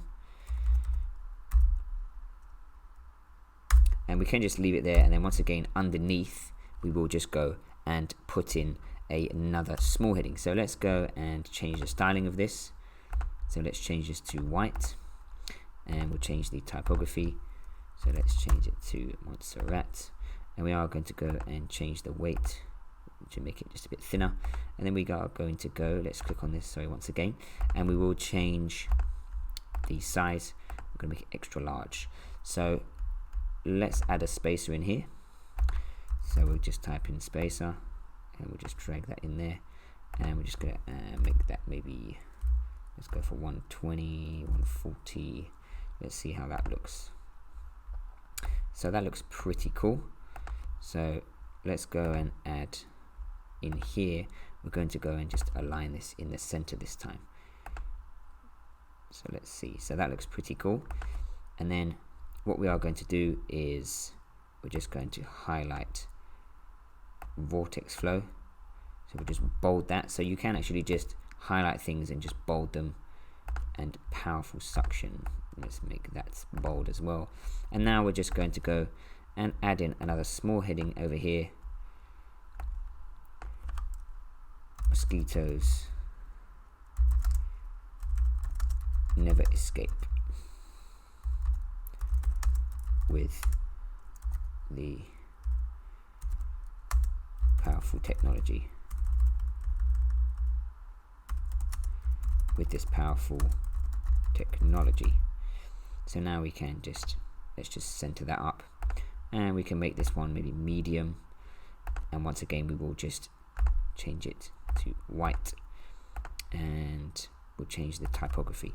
So you can see how it's coming along pretty well, and now if you are to this part of the tutorial, you should start becoming a little bit more familiar with using Elementor and how easy it actually is to start creating and manipulating things on the website. So let's just go and change this. Let's go for 300. So now we have this in here, which looks really cool. And then we will just once again add in a buy now button over here. So I think I'm going to just change this, maybe make it 150, and now we can just grab a button. So what we can actually do, this buy now button over here, we can right click it, we can click duplicate to save us the trouble of having to go and change everything once again. And we can actually just drag this and just keep dragging it. So it takes a little while, just keep dragging it down, and we can just drag it under there like that. Now that looks really cool. Now let's just change this, and we're not going to make it full width because I think that looks a little bit silly. So let's just go for center, and now we can see we have our buy now button. So the ultraviolet USB mosquito lamp comes with vortex flow and powerful suction. Mosquitoes never escape with this powerful technology.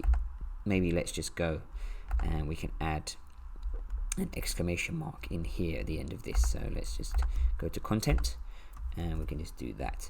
So now let's have a look at how our website is coming along. It looks really good. This is looking really good. So once we actually add in our logo and our menu and everything, is obviously going to look a lot better.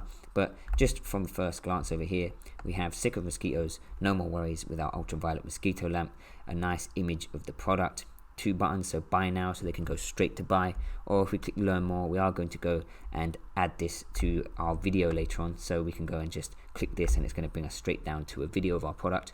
Then we also have the features over here, so ideal for kids and pets, easy to clean, free shipping on all orders. So maybe we might change this one later on if we have enough features left to actually outline over here. And then we have this over here, which is really cool. So that's looking really good. And now we are just going to go and actually add in a video of our product. So that's going to be the next section on our website. So in order to add a video of our product to our website, we are going to go over to our product on AliExpress, and hopefully you have found a product that comes with a product video, and then you can just go and click on these 3 dots over here and just click on download. Now if your product doesn't have a video, I definitely recommend getting one made. So either order the product in and make your own video, or you can get the product sent out to a model on Fiverr who will make a product video for you.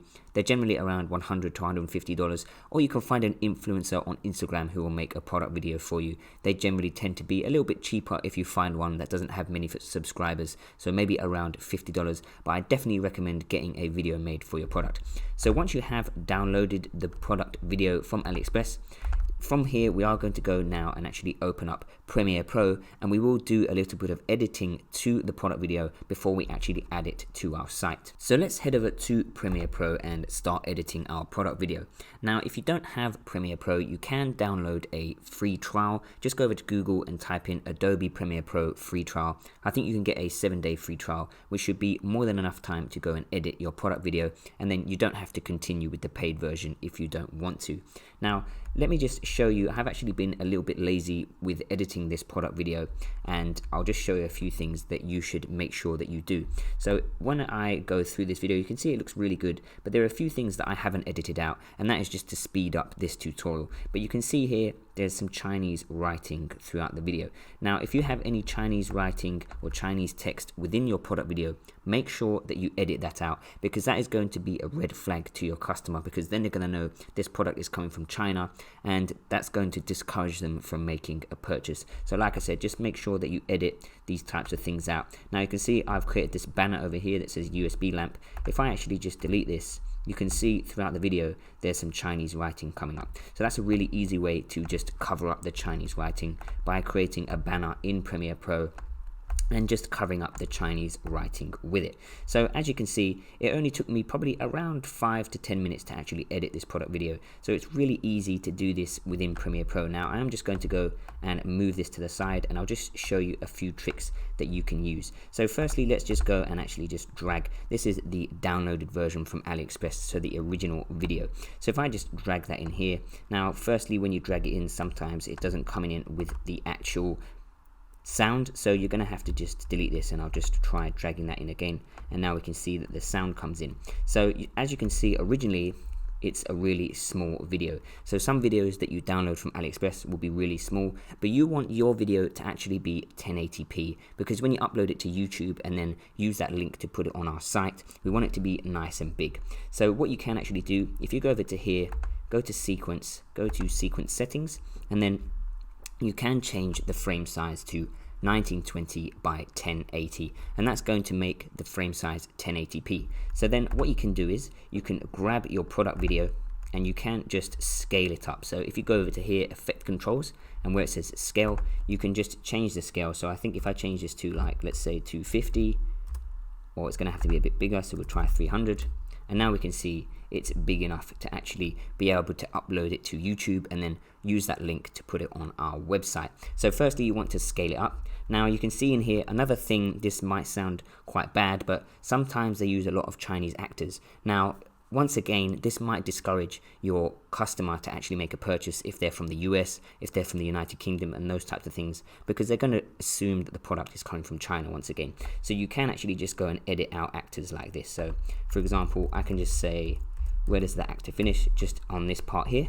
So then I can just drag this red arrow like this, and now the product video will just begin from here. So now that's cool.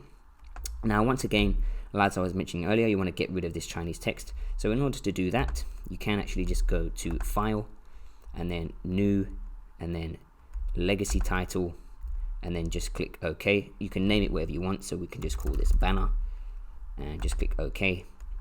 And then in here, you can actually just create a simple banner. So what you can do is you can just draw a square at the bottom, or wherever the Chinese text is, just to cover it up. So let's say it was in the top corner over here, you could do that and put your logo in it or something like that.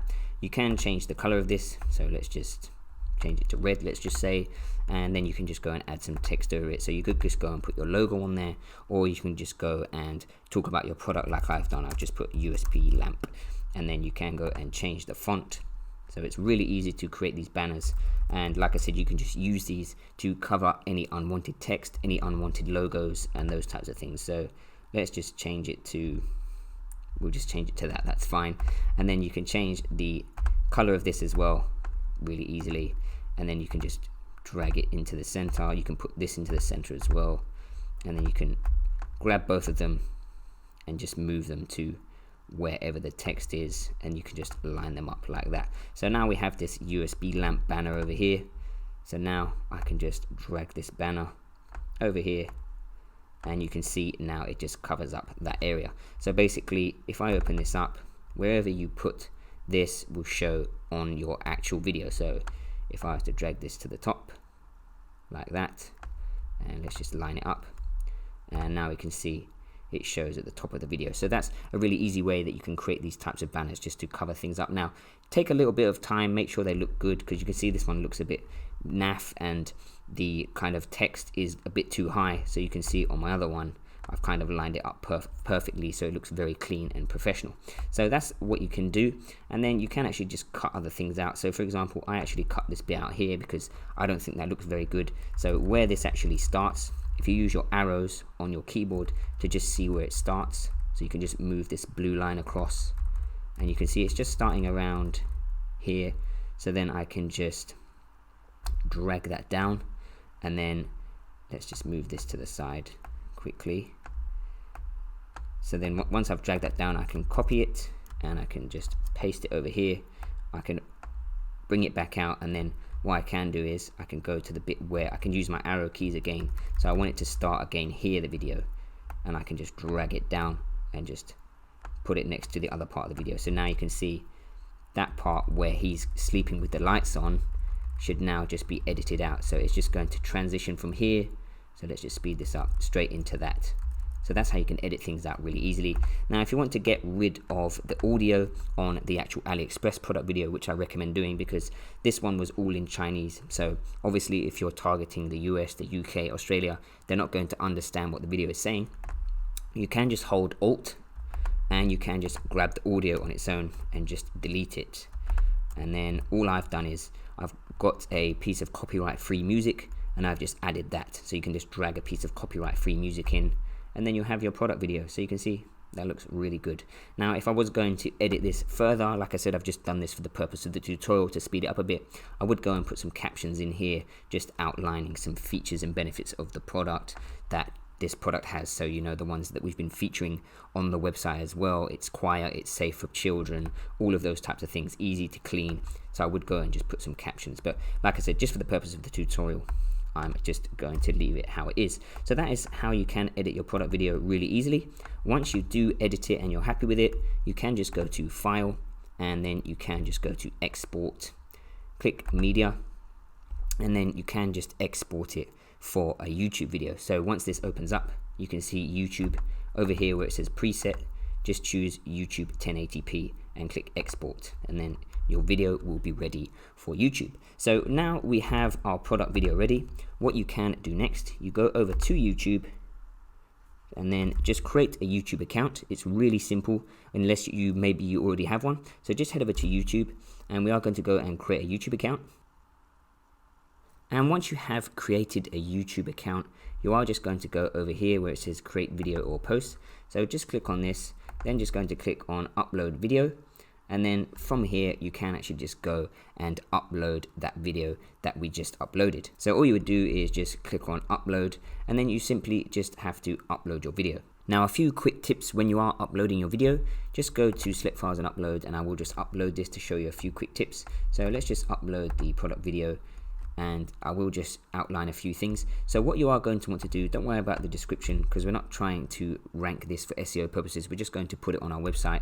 But under here where we have the title, you are going to want to put something about your product, because this little caption is going to show up on your website when we display the video. So we would want to put something like ultraviolet USB mosquito lamp, and then I can just put zap away mosquitoes with ease. So this little caption is going to show up when people actually watch our video. So you definitely want to put something over here that's linked to your product, or if you're using a one product method where you've actually named your product, you could just go and put your brand name in here. Now you're also going to want to upload a custom thumbnail. Now when you are setting up your YouTube channel, you will be asked to verify your channel by entering your phone number in, and they'll send you a text to actually verify your channel. And then once you verify your channel, you will be able to upload custom thumbnails. Now it's really important to upload a custom thumbnail, because that is going to make your website look way more clean. So in order to create a thumbnail, we can go over to Canva, which is an online tool that allows you to create graphics, and I'll very quickly show you how to create a beautiful thumbnail so that it keeps the same theme as your website. Now firstly, just create an account with Canva. So you just have to log in with your email and create a password. Then once you do create an account, you will see your Canva account look like this. So you are going to go for custom dimensions, and you're going to go for 1920 by 1080, and then just go and click on create new design. And then it's going to bring you over to the design palette area, and you can actually go and create a design for your thumbnail. Now you can go and you can pick something from over here. So I would just go to this pink area, and I've just picked this one here, which is just pretty basic. And then you can just go and delete some of the pictures, and we can actually just drag an image in of our product. So for example, this product image over here looks really cool. So if we have a look at our website at the moment, we can go and see that firstly we have a product image on the left, then we have a product image on the right. So now if we're going to have a video thumbnail over here, we're going to want it to be on the left again. So if we go back over to Canva, we can go and drag our product image to the left, and let's just make it a bit bigger, and let's just leave it there. And then we can go and grab our text and just drag it to the middle. I'm going to delete this little piece of text over here. Now we've got our background as well, so we're going to want our background color of our thumbnail to be the same colors on our website. So I'm going to want it to be this blue over here. So if I go back to my color palette on coolers.co, and I can actually just go and copy this color here, and now I head back to here, and I can just change the color by clicking on this button and just pasting it in there. So now I can just choose that color.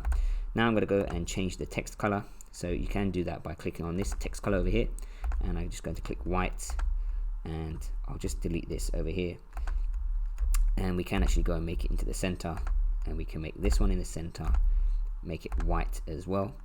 And then we can just go and say something similar. So we could say something like watch, so make sure you delete everything. We can say something like see it in action, and we can actually we should be able to drag this out a bit, make it a bit bigger, and now we can bring it down into the center, and then in here put a little small caption once again about your product. So I'm just going to say something like zap mosquitoes with ease. And now obviously you're going to want to change the font so that it matches your website. So once again, we can click on the font over here, and I can just go and find the font for my website. So we'll have Montserrat over here, and this one we can make, should we go for extra light or we can go for thin? Let's see which one, that looks better. And I think I'm going to make this one extra bold. So now let's just drag that into the center just so it looks good. So now you've got your thumbnail. You can just go and click on this button over here, and that's going to download the thumbnail. Now once your thumbnail is downloaded, head back over to your product video that you've just uploaded to YouTube. You can go to custom thumbnail over here, and then you can just go and upload the thumbnail. So I've just downloaded this from Canva that I created earlier.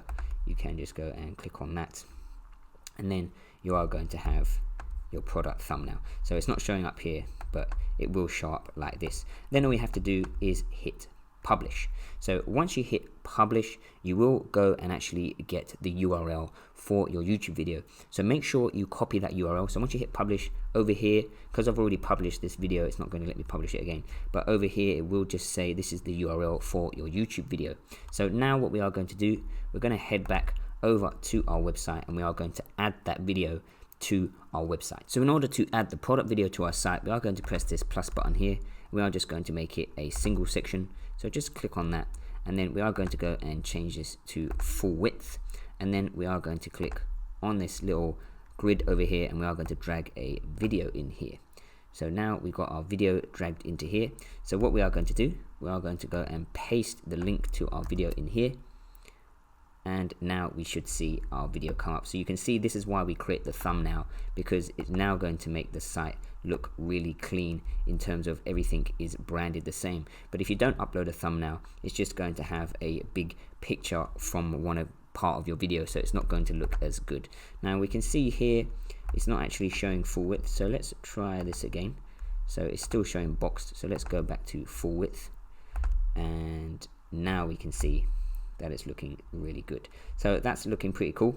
Now you can see the thumbnail I've created has got some weird line on it, and here as well. So make sure that when you are creating your thumbnails, you just pay attention to detail. And obviously over here you can see that it's got my little thumbnail of Elliot Prendy. What you want to do is make sure that you actually create and put your logo on your YouTube channel, because that is going to increase the professionalism of your site. If you just have a orange or whatever color over here icon with just the letter S or the name of your store, it's going to look really unprofessional. So please make sure that you actually put the logo on your YouTube channel when you actually create it. So you can go and create a YouTube icon and just upload it to YouTube, and then that way it's going to increase the professionalism. Now what I was mentioning earlier about the title of the video, you can see here's the title. So that makes it look a lot more professional as well, rather than if I was to just write USB lamp, which is not going to look that great. So now what we can do is we can actually go over here. So I've just accidentally added a new section, but that is actually what we want to do. So what we are going to do is let's just click plus, and we'll click a single section as well again. And then this time in here, we are going to just go and add in a heading. So let's just drag that. Let's try that again. Let's drag that in there, and we're going to make that center, and we're just going to see it. We'll just say watch the video. Watch the video, and then you can change the size. So let's say maybe make it a bit larger, and once again you want to keep it in with your, I'm going to leave the color of it, but I'm just going to change the typography. So let's change this to my font that I'm using, and then we can actually just drag this section. Let's move it up, so let's keep dragging it until we can put it just there. So now we've got watch the video, and I'm just going to add a little spacer again just above here if it's going to let me. So sometimes it can play around a bit. So there we go. So let's just add 10, and now we can see we've got watch the video. So that looks really good. So our site's coming together really well. Now one thing I am going to actually change is this buy now button. Now you want your call to action buttons to actually stand out. So by having that just white on its own like that, it doesn't look that great. So what I am going to do, let's just grab this color over here and let's go and actually just change this. So we'll go to style and we will just change the text color to white, and we'll change the background color, click clear, and we'll change it to that. So now it stands out a lot better. So that's going to increase the likelihood that somebody's actually going to click it. Now we can actually do this as well. So instead of having learn more over here, we can actually just change this to watch video, and then we can link this button over here down to our video. So in order to do this, we should be able to go and have a navigation in here. So let's just scroll through and have a look if we can find a navigation in here. So it should be menu anchor. So if we grab this and just put that over here, so you want to grab a menu anchor and just put it above your video, and then the ID of the menu is going to be hashtag. So put in a hashtag, and then we're just going to call this product video. So now we've got that hashtag product video. Let's copy that. We're going to go over here to this button here. We're going to grab that, and then we are just going to paste that product video in there.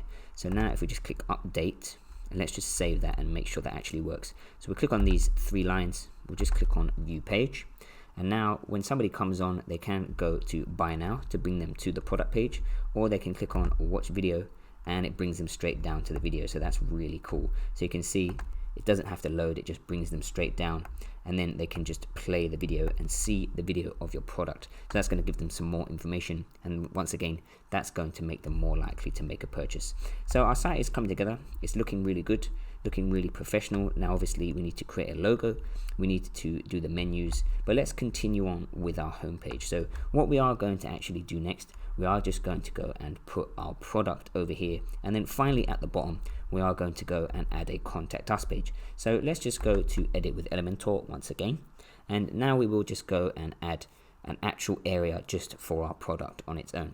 So let's just wait for Elementor to load.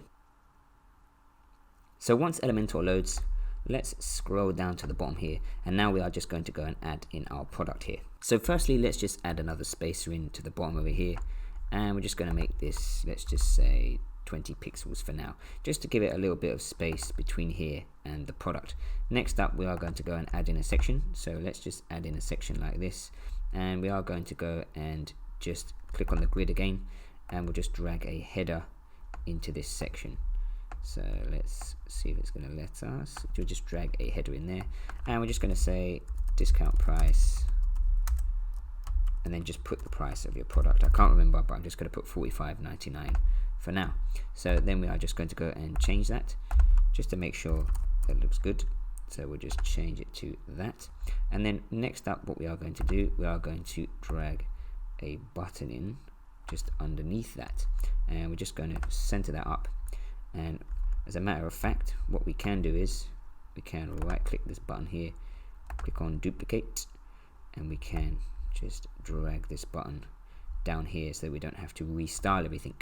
So let's just drag that, and we're just going to place that in there, and now we can just right click this one and hit delete. So now we have discount price $45.99, buy now, and then underneath that, what we are going to do is add another section. So just click plus, then we're going to create a section, and then within this section we are going to go and actually just drag an image in there. Then we can go and choose an image. So I'm just going to go for this one here and just click insert. So now we have our product over here, and that's looking really cool. And I think I am once again just going to change the background color of this section. So let's just go over here, style, and then we're going to change the background color to this, and we will actually make it once again full width. And now if we just open this up, we can see that's looking really good. So we have an introduction to our product, basically what it does, summing it up. They can go and click on watch video. It's not working now because I'm still in the editor, but when they click on it, it should bring them down. We also have some features over here, so free shipping, easy to clean, ideal for kids and pets. And then we have the vortex and flow, so we're showing them some more benefits and features of the product. Mosquitoes never escape with powerful technology. Then we're going to show them the product actually in action so they can see how it works and what it does. And then finally at the bottom, they can just entice them to go and actually buy the product. So that is perfect. Now I am just going to go and actually change this over here, because I think free shipping, we can just go and put this up the top over here. So I'm just going to change this, and I'm just going to say, I'm just going to mention that the product is really quiet. So let's just click on this icon library, and we can see if we can find an icon that's covering sound. So let's go to sound, maybe speaker. Let's go for a speaker. Let's see if we can find something like that. There's nothing like that. So you have to be quite creative also when you're trying to use these different icons. So let's go and scroll through here and see if we can find anything related to sound. So there we go, that's perfect. I think that one should be okay. So let's just click on that, and we're going to click insert, and we can just say, let's go over here and have a look at what they've said about sound. So let's scroll down, and we can see, I believe I saw it, comfortable and quiet. Let's just say that. That's perfect. Comfortable and quiet. Never worry about mosquitoes in your sleep. The ultraviolet USB lamp will not affect your sleep with extra quiet technology. So there we go. So now that's given them kind of a bit of a better feature or benefit of the product than just talking about free shipping. So that's perfect. Let's make sure that we save that just by clicking update. So you can see our one product store is coming along really well. Now something that you can actually do to this as well, if I come down here and I just click on this, we can actually go and add some effects to this actual image. So if we just go over to style over here and we click on hover, and we can just go and add an animation to this. So we could go for something like grow, which I really like. So now we can actually just see somebody hovers on it, it just grows a bit. So that just looks really cool. So go and have a look at the different effects that you can use upon hovering. Now some of them are a little bit weird. So for example, pulse grow looks a little bit weird. I don't really like that. I think that's a bit gimmicky and that's a bit tacky, but some of them are good. So let's just have a look at bounce in. Once again, not a big fan. Pop. So you can see some of them are good and some of them are a bit weird, but grow I think is quite good. Or you can go for shrink. Let's see what that's like. So that kind of just shrinks it down a bit. Now personally I just think shrinking, I don't really see that looks that great, so I'm just going to go for grow. Let's just go for that. So now we've done that, we basically have finished our home page. Now the only last thing that we want with these types of one product stores, you want a really easy contact us area. Instead of creating your own page, I like to go and add the contact us area to the bottom of the home page, and then I like to just go and add it to my menu so people can just go straight on our site, they can click contact us and it brings them straight down to the contact us area. So in order to do this, we are going to have to go and actually create a contact form and just embed it onto our home page. So in order to create a contact form, we are going to have to install a plugin. So let's just click on this over here and we will go and click exit to dashboard, and we are going to go and install a plugin on our dashboard that's going to allow us to create a contact form. So once your dashboard loads, just go over to plugins down here, and we are just going to go and click on add new. So just click on that, and once this area loads, we are going to go and search for a plugin called Contact Form 7. So just type in Contact Form 7 over there, and you are going to want to use this second one that comes up here. So I have this picture of this volcano. So just go and click on install now. Once it's installed, just go and click on activate. And once it is activated, over here you will see contact. So what we are going to do, just click on contact forms. And from here we can go and actually create our contact form. So you should see one is already created. So we are just going to go and actually edit this one. So let's just go and click on edit. And you can name your form whatever you want, it doesn't really matter. So I'm just going to leave it as contact form 1. that's perfectly fine. Now over here we can determine what we want on our contact form, so they have to enter in their name, their email, their subject and their message, and then the button is just going to say send. Now in mail over here we are going to determine where we want the actual message to go to. So go and put an email in here. So if you have created a professional email address, you can go and enter in the email in here.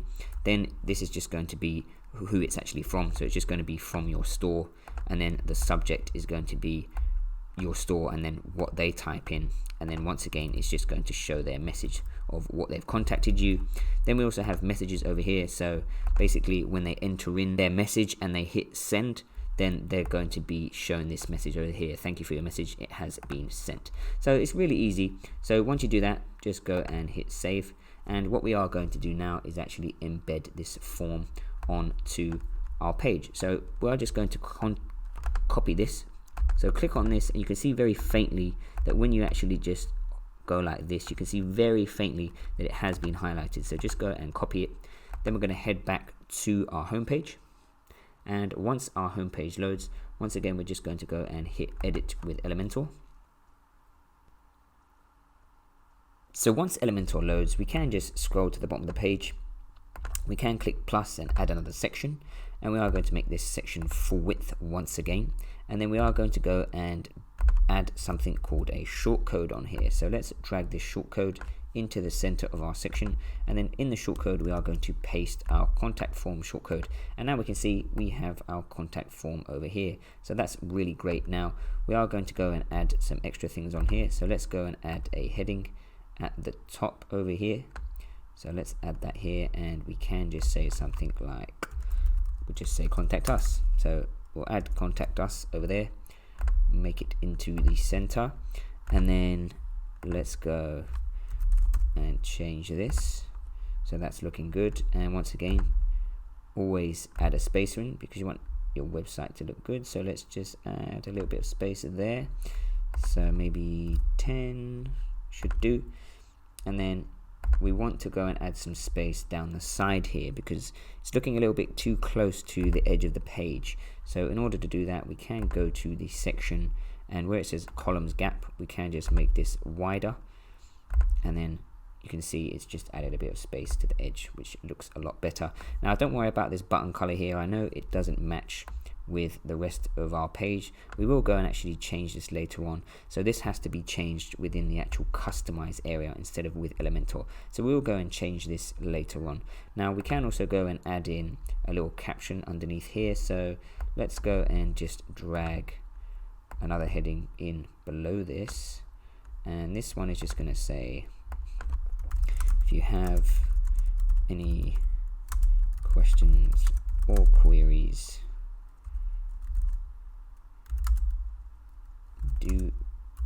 we'll just say do not hesitate to contact us, and we will get back to you within 3 working days. Now, by your customer seeing your contact area just on your homepage, it really kind of gives them a bit of trust with you as a website that they don't know. So if they have to look around for your contact us page, that might put them off. But just by seeing contact us on the actual homepage, that's going to make them trust you a bit more, which is going to be more likely for them to actually make a purchase on your site. So once again, let's just change the style of this. So let's go for my font, and we are going to change the weight of this one. Let's make it a bit thinner, so that looks much better. So now we have our contact us area, and I think I'm just going to make this bit a little bit bigger as well because that looks kind of small. So let's go and change this. We can just change the size. So let's go for large contact us, and I think I'm going to change this to large as well. Discount price, watch the video is fine, and let's just go and change features to large as well, just to keep the consistency on the site. So that's looking good. So we've got our features, we've got watch the video, we've got the actual product and buy now, and when you hover it, it goes like that. And then we have contact us at the bottom here, and like I said, we will go and change this button here because it's kind of ruining the color scheme of the site a little bit at the moment. And that is basically our homepage. It looks really good. Now we can go and actually change the background of this later on as well, so it's not just all white, because that does look a bit weird as well. So like I said, we have basically completed our homepage now. So what we will do next, we will actually start going and designing our product page. So if we go over here, I don't think I have it open anymore, but our product page is looking pretty boring. So after this, let's just go and hit update just to make sure it's saved, and let's just go and view page for now. So just click on view page, and let me just click update one more time, and then we'll just click on view page.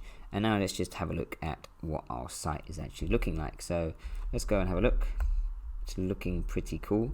Now we don't have a footer at the moment, which we will create and add some menus in there, and we also need to create a logo and add some menus. But like I said, what we will do next is actually start designing our product page. So let's go back to the back end of our WordPress website, and then we are going to go and navigate to our product. So we'll go down to products over here, and then we are going to go and just click on our product here. So let's just click on this.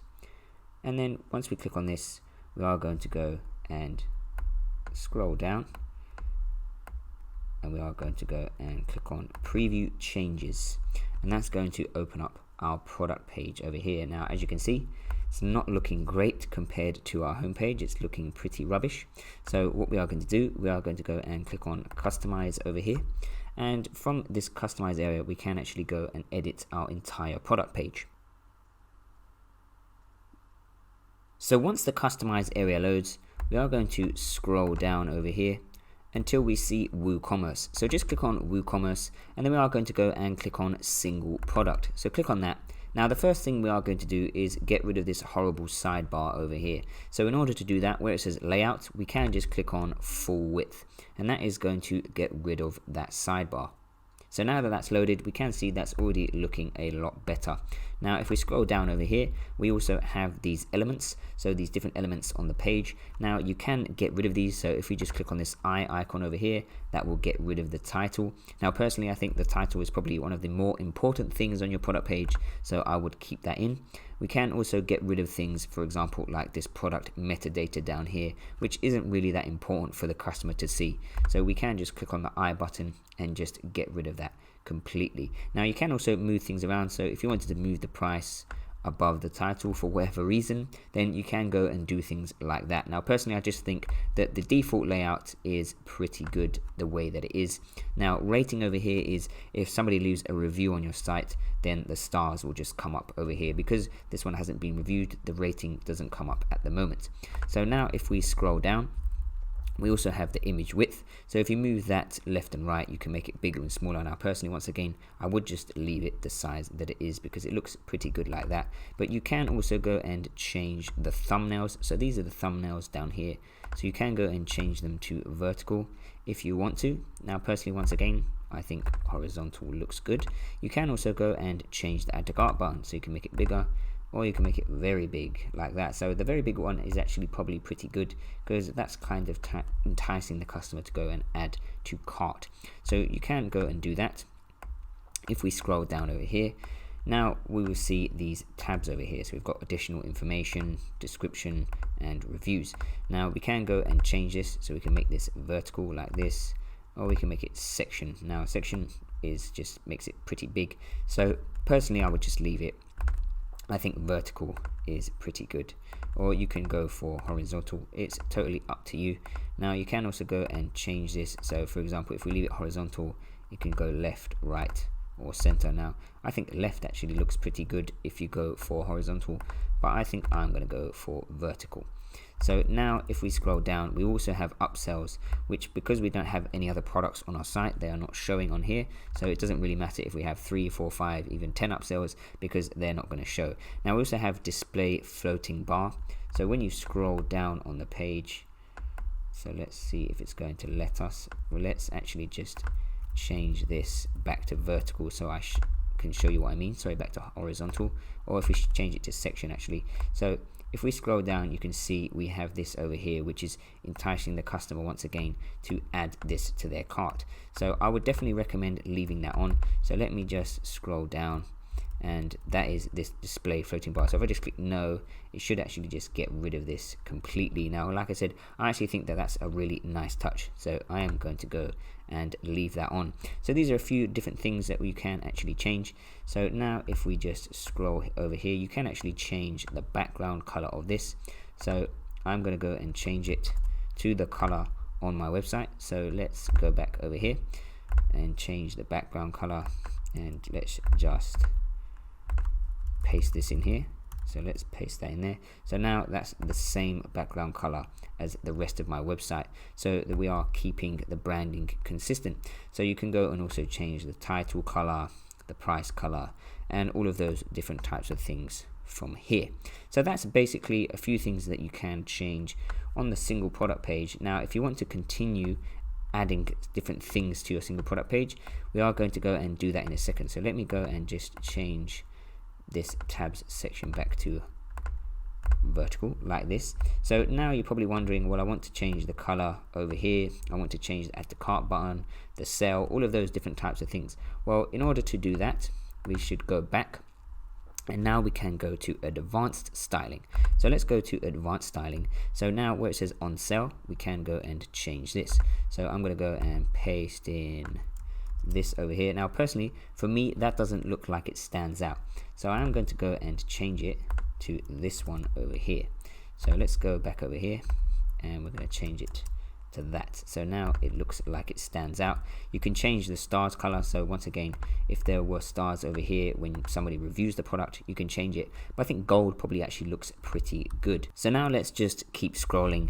So you will see things like product entry toolbar, which we'll go and change later. These are basically the category pages. Now on a one product store, the category pages are not that important, so let's not worry about these for now. So let's just keep scrolling until we see, so keep going, not quick view, not offside canvas, single product. So once you see single product, we can actually go and change a few more things. So firstly, we can go and change this over here, so price color, and we can just go and paste that in there.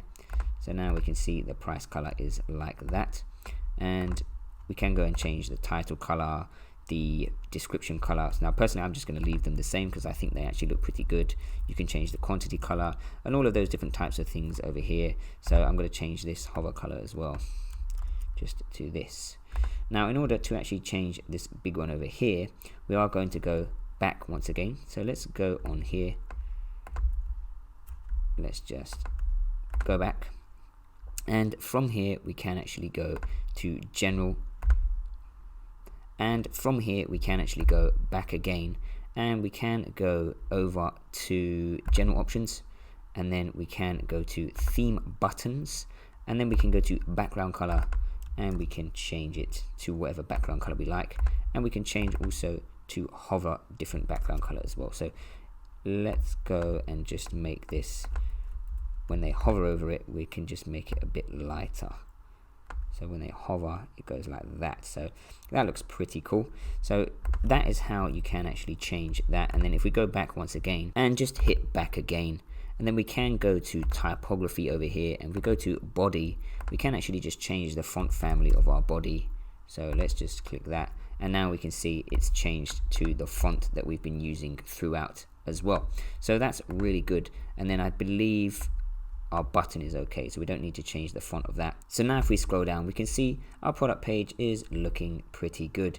Now personally, I think you should just go and add some more things to your description, of course, make it a bit of a longer description, but generally people will have made their mind up from the home page by the time they actually get to the product page, and this would just be them getting ready to just add it to the cart and pretty much check out. So now if we just go and hit publish, and we just click X over here, and we can just go and have a look at how our product page looks. So that looks pretty cool. Now obviously you would want to go and upload some better images because these look really terrible, so you would go and want to actually create some better images. Now I can quickly show you how you can actually do this. So once again, if we just go over to Canva, so let's just go back over to Canva here, and we can go custom dimensions, and if we just go for 800 by 800 and click on create new design, and then we can actually just go and drag in a product image in here. So let's just say this one, we could just drag that into there, and then let's try and drag that into there again. So once that's dragged into there, we can actually just open it up like this, and then what the caption that it's whatever it says here in the caption, so comfortable, quiet, does not affect sleep, we can actually just go and create our own version of that. So if we was to go and just add some text in here, so let's just go and add a heading, and we can just say comfortable, or we can just say extremely quiet, and we can do that. And then if we just drag this image just to, so we can move this over here, let's drag this up, so let's try and see. So it's not, it can be a little bit fiddly as well, so let's just delete this then, and we will just drag it in again, and then this time we want to drag it, we'll make it a bit bigger, we just want to drag it into the center just so it's nice and centered up, and then we can just grab our text here, and we can just drag this over here, we can make this center as well, and then we can just change the size of it. So let's make it a little bit smaller, maybe 36, and we're going to go for middle, and then we can just change. So like I said, it can be a bit fiddly, we can just change the actual font. So once again, let's just change our font to Montserrat, let's just go for normal Montserrat, and we can just go for something like that. So now it kind of fits in with the rest of our site. So let's just drag this just so it's kind of around the center area, and let's drag this just so it's next to the edge like that. So that looks pretty good. So just play around with it until you think it looks fairly good. So obviously that's not a very good caption, just extremely quiet. You want to go and try and entice the customer with it a little bit more. So I could go and say, let's get rid of this, see if we can drag it out. So extremely quiet,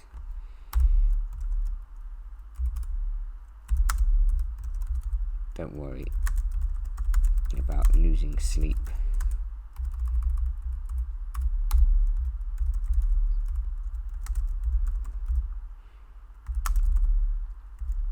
With the ultraviolet USB lamp, and then we can just, for example, this bit here, we can bold it up, and then we can just go maybe change it, make it a bit smaller. Let's go for 28, and we can go for something like that. So now we can actually just download this. So if we just download this, and then we can go and upload it to our product gallery, and then we will have better images in our product area than these crappy images over here. So now we have done this. So if we just go and actually just click on add to cart, just so we can go and see what our actual cart looks like. So now we can see we've got this button over here that says view cart, so that looks pretty cool. So now we can go and actually click on view cart, and we can see our cart over here looks pretty cool. Now we want to actually go and change this area over here. So in order to get rid of this weird sidebar on the actual cart page, we will go back to the back end of our store, and we can actually just delete it from there using an area called widgets. So everything within the sidebar is actually a widget, which is kind of another thing similar to a plugin that adds extra functionality to things in your WordPress site. So if we scroll down over here and we go to appearance, and then we go to widgets over here, and we can actually just delete everything from that sidebar so that it's completely clean. So if we go to WooCommerce sidebar over here, and we will be actually be able to delete everything. So currently we have our default sidebar, so let's just go and delete everything in there. So we can just go and delete all of this stuff, and then we can go and add something to the WooCommerce sidebar if we want to. So let's go and delete all of this stuff. We'll get rid of all of it, and we'll get rid of that. So generally on a normal store you could go and add filters and things like that. You could go and add an image if you want to, or a navigation menu. Now personally, I prefer just to leave it clean. You could go for products by rating, so you can show that people that maybe have a 5-star product, or you can just go and add in a simple search in there, or text, or a video. So you can go and add in anything you want within this WooCommerce sidebar, and that's going to go and show up in that sidebar. So now that we have deleted everything from there, we can actually just go back to the front end of our store. And now if we go back to our cart, so let's go back to our product page, click preview changes, and then we can actually head back over to our cart. So let's go and click add to cart once again, and then let's go to view cart. And now we can see that this is just empty over here. So that looks much better. So now we have kind of set up our product page and our cart page so that they're looking really good and really professional. So what we are going to do next, we are actually going to go and create ourselves a logo. So let's go back over to Canva, and from here we can actually create a really simple logo. So from Canva we can go custom dimensions once again, and this time we are going to go for 265 by 90 pixels, and then we are just going to go and click on create new design, and from here we can just create a really simple logo. So once the designer actually loads, we can just go over to text here, and we can just add a heading, and then we can just change this to something like 35, and if you just drag it out, it's just going to make it like this. Now we can just go and type the name of our store. So let's say mine's called Ustad Store, and just make sure that you spell it correctly, and then we can go and change the font. So let's change the font of our logo. So let's just go for Montserrat extra bold. Let's see what semi-bold looks like. We're going to go for semi-bold, and then we can just drag this down. We may have to make it a little smaller, so let's go for 30. Let's just go for 30. So once you've got that, we can drag it into the center. So let me just bring this down just so it's not coming off of the page. So now we can just drag it right into the center like that.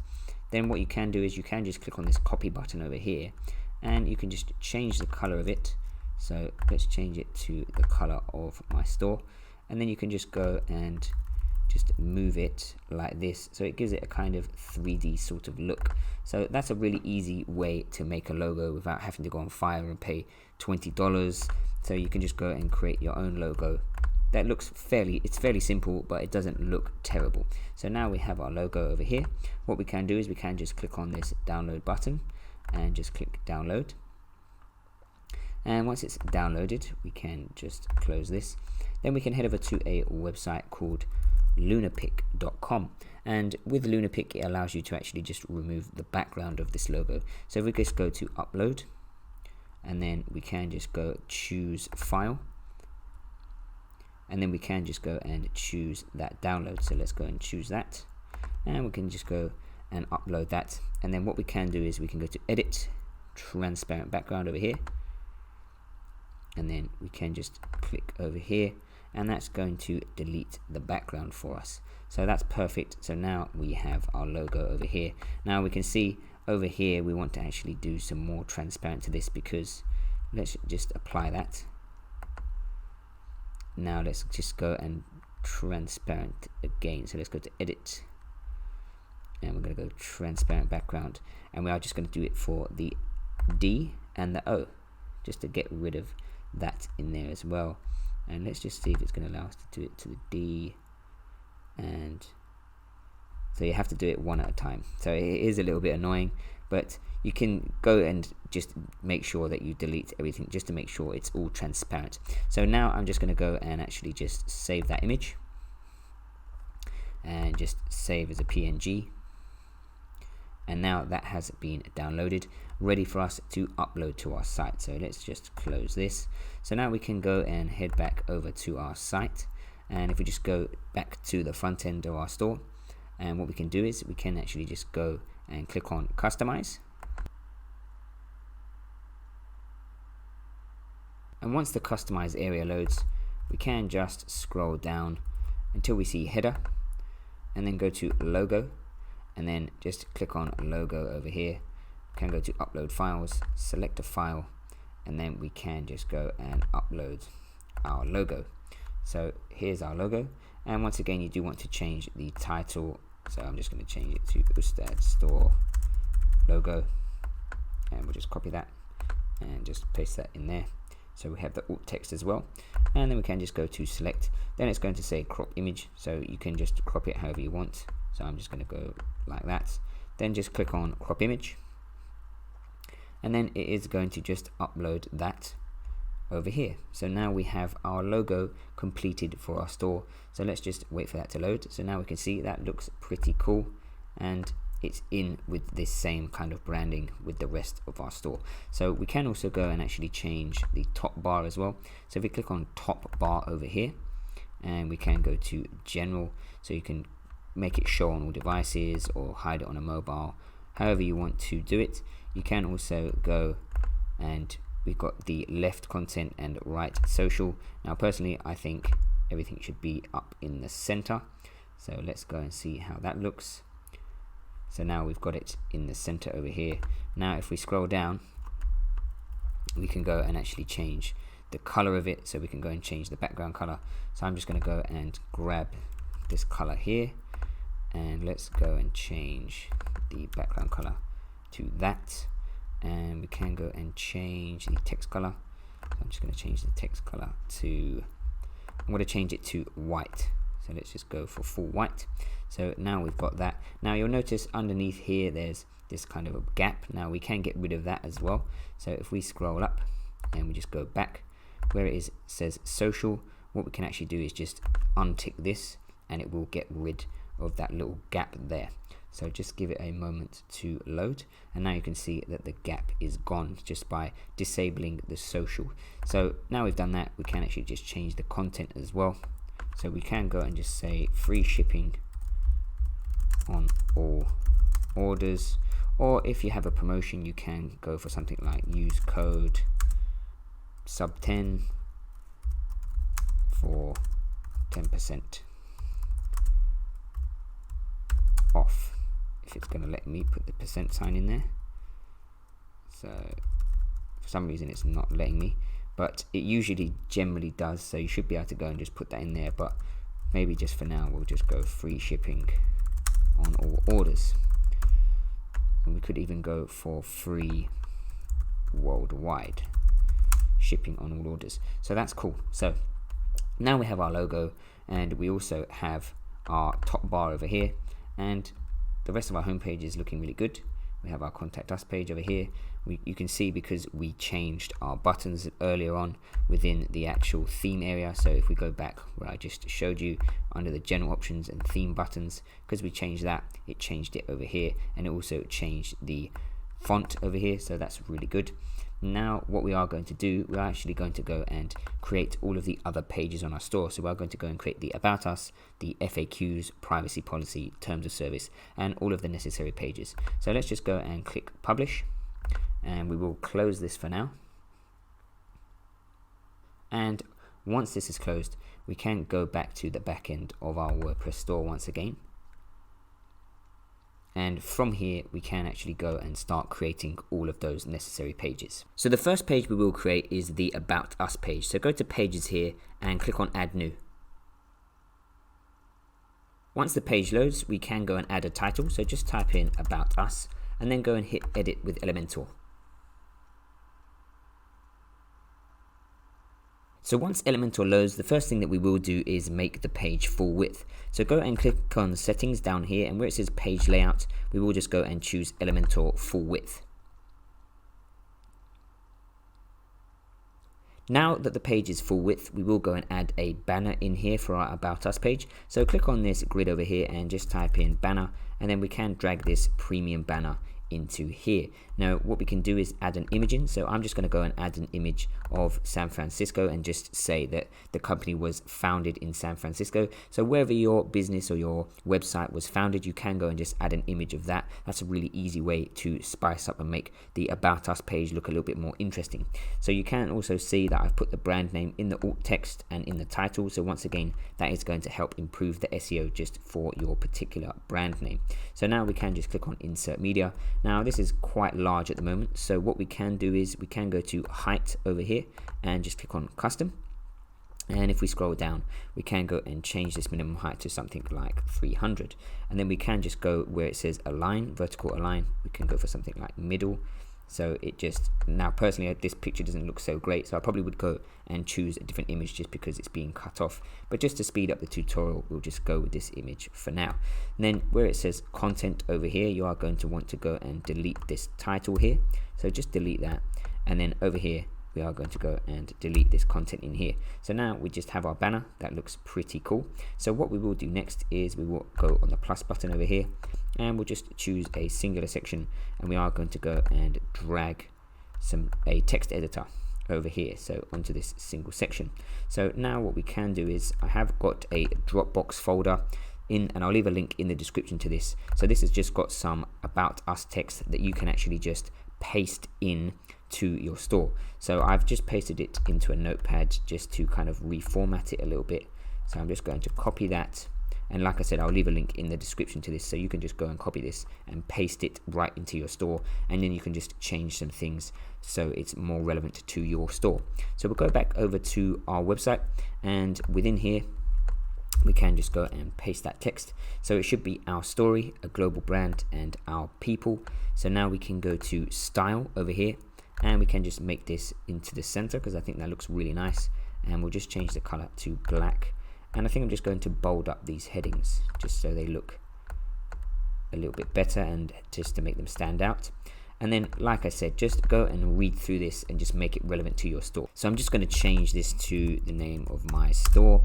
And then over here, you are going to just go and put a little bit about the story of the product. So I'm going to say Ustad Store was created to, so let's get rid of this and say allow people to live a life free of mosquitoes. Starting from humble beginnings, we aim to stock the best in trends and technology in order to further spread our message and encourage people to, let's say, rid their homes of pesky mosquitoes. So that's perfectly fine. After our grand opening in 2010, so you can go and pick a year, whatever's relevant to you. I just like to put it back a few years to make it look like the store has been running for a while. Maybe 2010 is probably a little bit too far back. So let's go 2015. So we're a 4-year-old company. We now hold stock in various countries across the globe, securing, so I'll just add a space in here, securing warehouses in China, Russia, Australia, Spain, Germany, and of course our home country, the United States. We're an ever-expanding business looking to develop our product line and stock the latest trends. We'll just say trends, that's fine.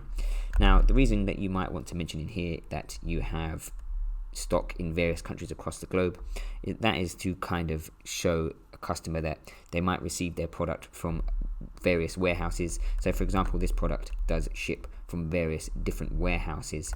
So we can see over here that it ships from Russia, Spain, France. So by mentioning that, it kind of gives them a heads up that the shipping times may be a little bit longer. Now, obviously, if you can find a product on AliExpress that ships within a week from the US, then you probably don't really need to add this into your About Us section.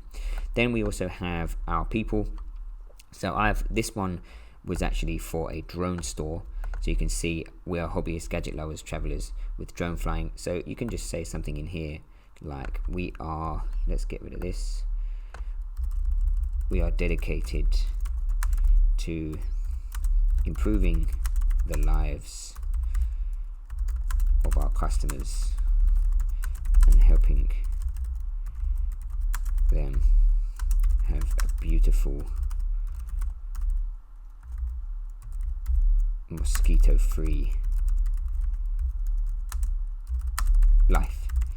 So you can just go for something simple like that, and that's perfectly fine. To be honest with you, most people are not going to read your About Us page in depth, but it is good to have one just because some skeptical customers will go over and see if you actually have one, and if you have something that's well written there, that's going to build trust with them, which in turn is going to make them more likely to make a purchase. So once that's done, we can just go and hit publish over here. So we now have our About Us page. The next page that we will create is going to be our FAQs page. So let's click on the 3 lines over here and we'll go to exit to dashboard. And now we will go and create our FAQs page. Now the FAQs page is one of the most crucial pages to create, because it's going to answer any questions that your customers may have about shipping, about returns and refunds, payments, and all of those types of things. So we have just published our About Us page. So what we can do is, where it says pages, once again we are just going to go and click on Add New.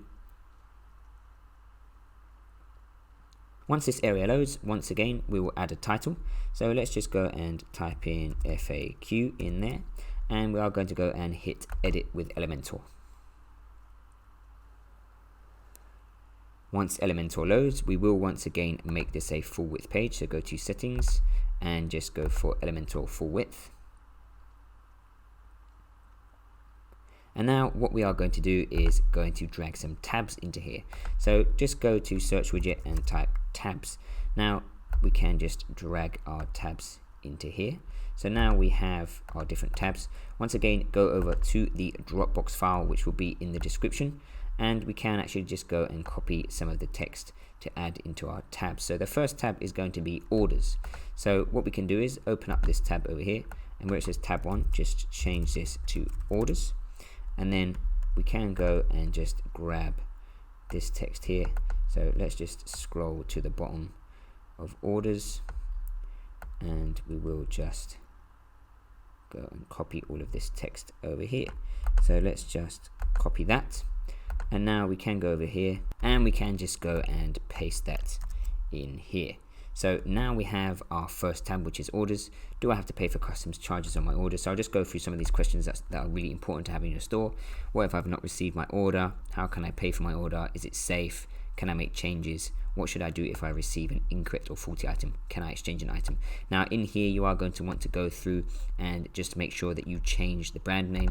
So over here I would change this to instead store is unable to, and within it also you will see that there is an email address. So we will go and create a professional email address later on. Now I would recommend just bolding these up as well, and I'll just change that to that. So make sure that it's contact at your store or whatever your email address is that you create. Like I said, we will create that later on in the tutorial, so make sure you go and change this as well, just to not confuse your customers, because if you keep referring and showing an email of another store, then they're going to obviously think that this is a scam store. So we have gone and done that one now. So the next tab is, let's just open this up again. So I do recommend opening it in Word Online, because it is going to make it easier to copy the text. So the next tab is delivery. So now we can just copy this. So let's copy the delivery text, and we'll head back over here and we will open our second tab, so this one here, and we will just go for delivery, and then we can once again just paste this in here. Now like I said, just make sure that you read through it and there aren't any references to another store's name. And I'm just going to go and bring this up one. So in here I have basically just said that we use ePacket for our worldwide shipping. Now if you do have a product on AliExpress that ships from the United States, you might want to mention in here that we use USPS. So that's going to kind of build a bit more trust with your customers. I have also just put what countries that we do not deliver to. So we country deliver to all countries except the following, because you basically just can't deliver to these countries. And then how long does delivery take? Between 20 to 35 business days. Now you might find a product on AliExpress that delivers within 10 days, so then you can go and change this, but generally that is more realistic sort of time for most AliExpress products. Now we can add one more. So what we are going to do is add item, and the final one is going to be returns and refunds. So let's just go and copy the returns and refunds text. Let's copy that, and once again we will head back over here, and then on this tab we'll go for returns and refunds, and then once again we just paste in our content, and we can just bring this up. So you're going to want to go and enter in your returns center. So let's just get rid of this where it says text wrapping break. Now for your return center, I just personally recommend having it returned to your home, and then you can just try and resell it if there's no issue with it. If it is broken, then you can always try and send it back to the supplier after the customer sends it to you. It's going to be much easier than trying to get them to send it back to the supplier and organize a refund, which is going to just cause you a massive headache, when you can actually just focus on marketing your store and dealing with your other customers and getting new customers on board. Now once again, you're going to want to change the email in here as well, and we have just some really main questions that people would ask. So what's the returns policy? Where is the return center? Do you offer free returns? So of course not, they have to pay for their own returns. What if the product is faulty? Then contact us. How long does it take to process? So this is sort of just generally 30 days. And how can I track the status of my return? So that is basically from them when they actually just post it back. So that's basically our FAQs page. Now you can go and change the styling of this. So for example, we can change this to 5. I personally don't recommend having any border at all, so I would just leave it as 1. So not any border at all, just a very thin border. You can change the title color, so you could go make that dark, or you could change it to the color of your branding. Now personally on these types of pages, I don't like to put too much fancy stuff because I want to just keep it clean and easy to read, but you can go and change it if you really want to. So you can go and change the active color, let's say to that. So now when it's active, it changes color. So what I might do is just change it to this color over here. So now I'm just going to go here, I'll clear this and just paste that in. So now when it's active, it changes to purple. So that's perfect. So now we have our FAQ page. So that's brilliant. So let's go and hit publish. Now what we will do next, we will go and actually create our privacy policy. So let's go back and click on exit to dashboard. And in order to create our privacy policy, it actually does auto generate when you install WooCommerce. It will generate a privacy policy for you. So what we can do is we can click on all pages over here. And then if you scroll down, you will see privacy policy draft. So just click on this. And then what we are going to do is just once again hit edit with Elementor. Once Elementor loads, we can just go and click on this item here. Actually, firstly, let's just go and make it full width once again. So go to page layout, Elementor full width. Now we're not going to keep the auto generated text in here, so we are going to go and actually just delete all of this because we don't need this. So to actually generate a privacy policy, we are going to go and use a website called getterms.io. So head over to this website and we can actually just generate a free privacy policy. So over here, you can just select the basic free plan. So what you can do is you can just put your website address in here. So if I just go and copy this and I can just paste it into here minus all of this stuff. So then you can go and put your company name in. So I'll just put this, and then you can go for your state or location. So you could just go for United States, or you could go for California, or if let's say you're in Europe, you could just go for Germany or London, UK. So it doesn't really matter, just as long as you have a location in there. So I'm just going to go for United Kingdom, and then policy effective date, I would just go back maybe to a few months at least. So let's just go for the 1st of January this year. So that's a completely kind of up-to-date privacy policy. It's not from like 2015. So then we can go I understand and just go to generate terms.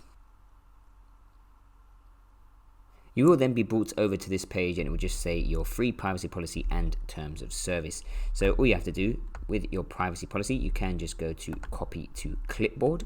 Then we can head back over to our store. What we are going to do is we are going to go and delete everything that's in here. So just go in here, we're going to highlight all of this and we'll just delete it. And then we are just going to go and paste in our own stuff. Now, what you are going to want to do is firstly get rid of this generated by get terms. And you are just going to want to go and clean this up a little bit. So what we can do is we can have privacy policy, and then wherever we can find a heading. So let's just go for this, and just clean it up just a little bit, just to make it look a little bit better. So let's go and just do that. So let's tab and let's bring that down one, and then we can just go and move it into the center, maybe just make it black, and we can just bold this up like that. So now we have our privacy policy in here. Now maybe you want to add some headings in here, so you could go and add some headings such as like this, or you could just go and add number 1, number 2, number 3, or you could just leave it like this. To be honest with you, as long as you have a privacy policy and it outlines everything, then that's perfectly fine. So we can just go and publish this. That's our privacy policy. So what we will do next is exit to dashboard, and we are going to go and just create our terms of service. Now when you generate a privacy policy, it will also generate a terms of service for you. So we can see we have a terms of service here as well, which is brilliant. So now let's just copy that to the clipboard. We will head back to our WordPress store, and now we can actually go and just create the terms of service page. So let's just go over to here, and we'll just click on add new again.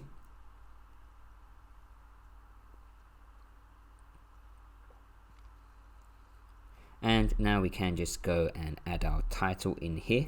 So let's just go for terms of service, and we can just go over here where it says template. You can also change it in here, so we can just create it Elementor full width already, and then we can just go to edit with Elementor. And then now we can just go and drag a text editor in there, and the text we just copied, we can just paste it in here. So let's just go and change the style, change it to black, and then once again you might want to just go in and bold these headings up. So let's just bring that down and just bold all of these headings up, just so that it looks nice and clean and professional. Now you can see when you copy it in, sometimes it can go a little bit glitchy, so you're going to have to go just make sure that everything looks correct when you paste it in. So that's fine, and like I said, just go and bold all of these headings up just so it looks clean and professional. So let's tab this down, and we will just bold this up and just make sure that there's spaces between everything, so that we have a nice looking terms of service page. So let's go and put that in there and that there, and just delete generated by getterms.io.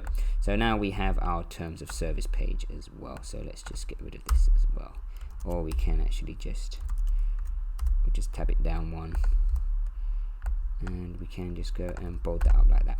So that's fine. So let's go and publish that. So now we have our privacy policy and terms of service. We will just go and create two other pages, which is going to be a shipping and delivery page and a returns and refunds page. Now I know we have outlined them in our FAQ, but it is really good to have those two pages as well, because your customers actually want to see those pages so they can just seek them out quickly, so that they can learn about shipping and delivery as well. So what we can do is we can go over here and we can just go to exit to dashboard, and then we can just go and actually open our FAQs page, and we can just copy the text from there and just put it into a separate page. So let's go over here and click on all pages. And once this loads, one thing that we can actually quickly do is just delete this sample page. So when you actually create a WordPress website, it does auto generate a sample page for you. So just trash this, because we don't actually need this. So now what we are going to do, we are going to go and open our FAQ page in a new tab, so that we have our FAQs page over here.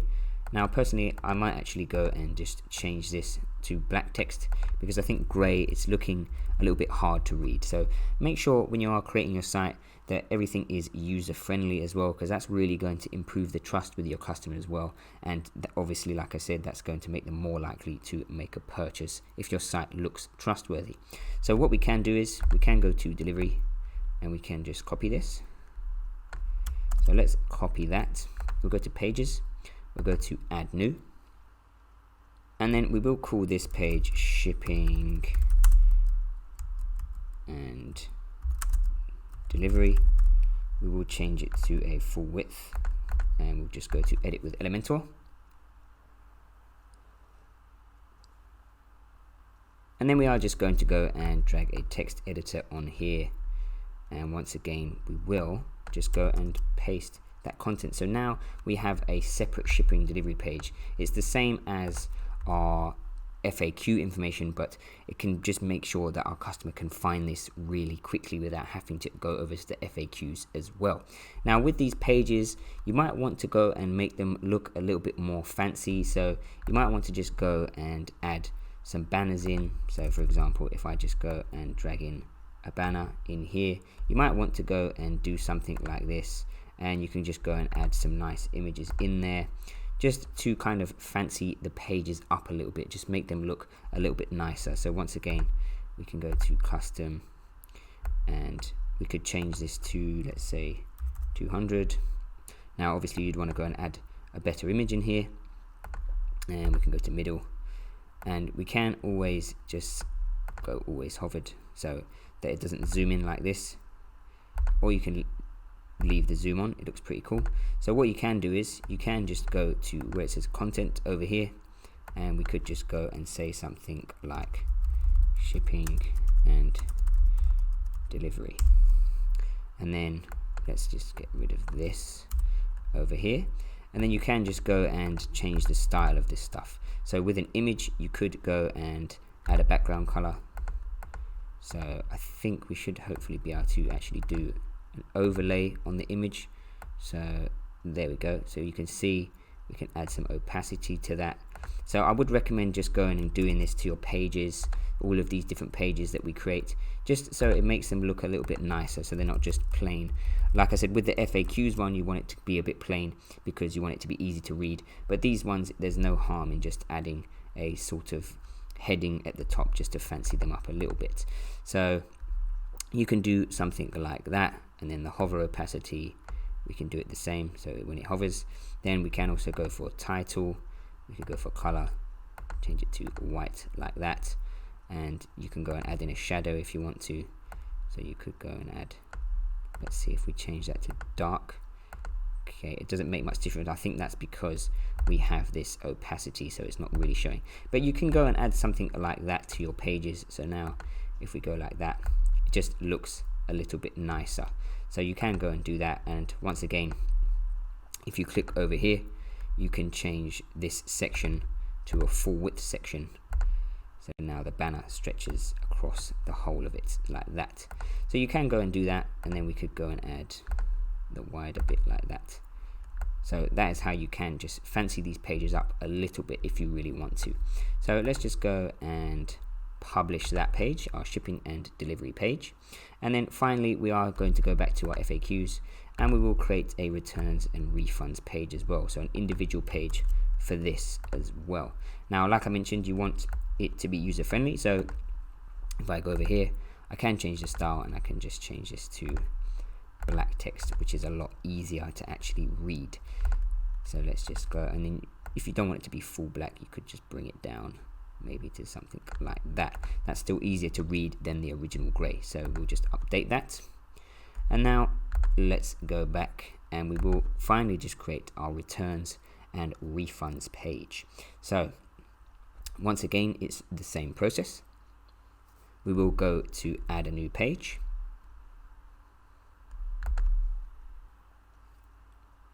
and once this loads, we will just go and add in our titles, so returns and refunds, and we will go and make this a full width page once again, and then we can just hit edit with Elementor,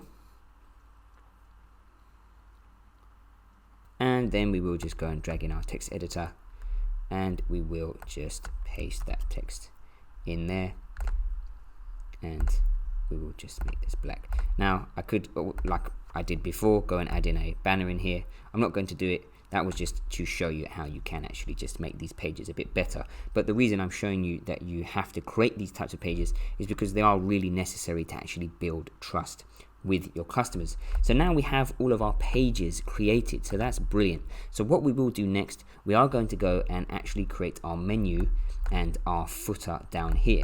So let's just go back to our dashboard. And firstly, we will start off by actually creating our menu. So head over back to the dashboard, and from here we can actually go and create our menu. So in order to create a menu for our header, we can go to Appearance and we can click on Menus. Once this area loads, we can actually go and create our header menu. So let's just give this menu a name. So I just like to call it Main Menu, and then we are going to go and click on Create Menu. Once the menu has been created, we can determine what we actually want to add to the menu. So personally, I like to add the FAQs to the menu on a one product store, because then people can just click on that straight away and have a look at the FAQs surrounding the product.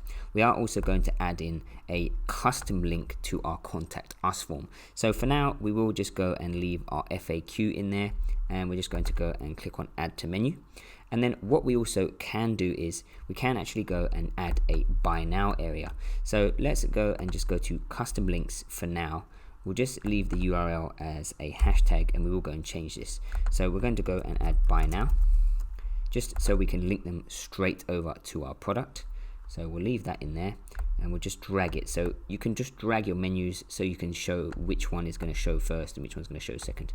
So we have Buy Now, and then we are also just going to add in a hashtag again, and we'll go and add Contact Us. So let's just go and click Add to Menu. So now we have the Buy Now, we have the FAQs, and we have the Contact Us. So just click on Save Menu. Now let's just go quickly and have a look at how that looks. So now we've saved that, we'll go over to here, and we should be able to see our menu over here.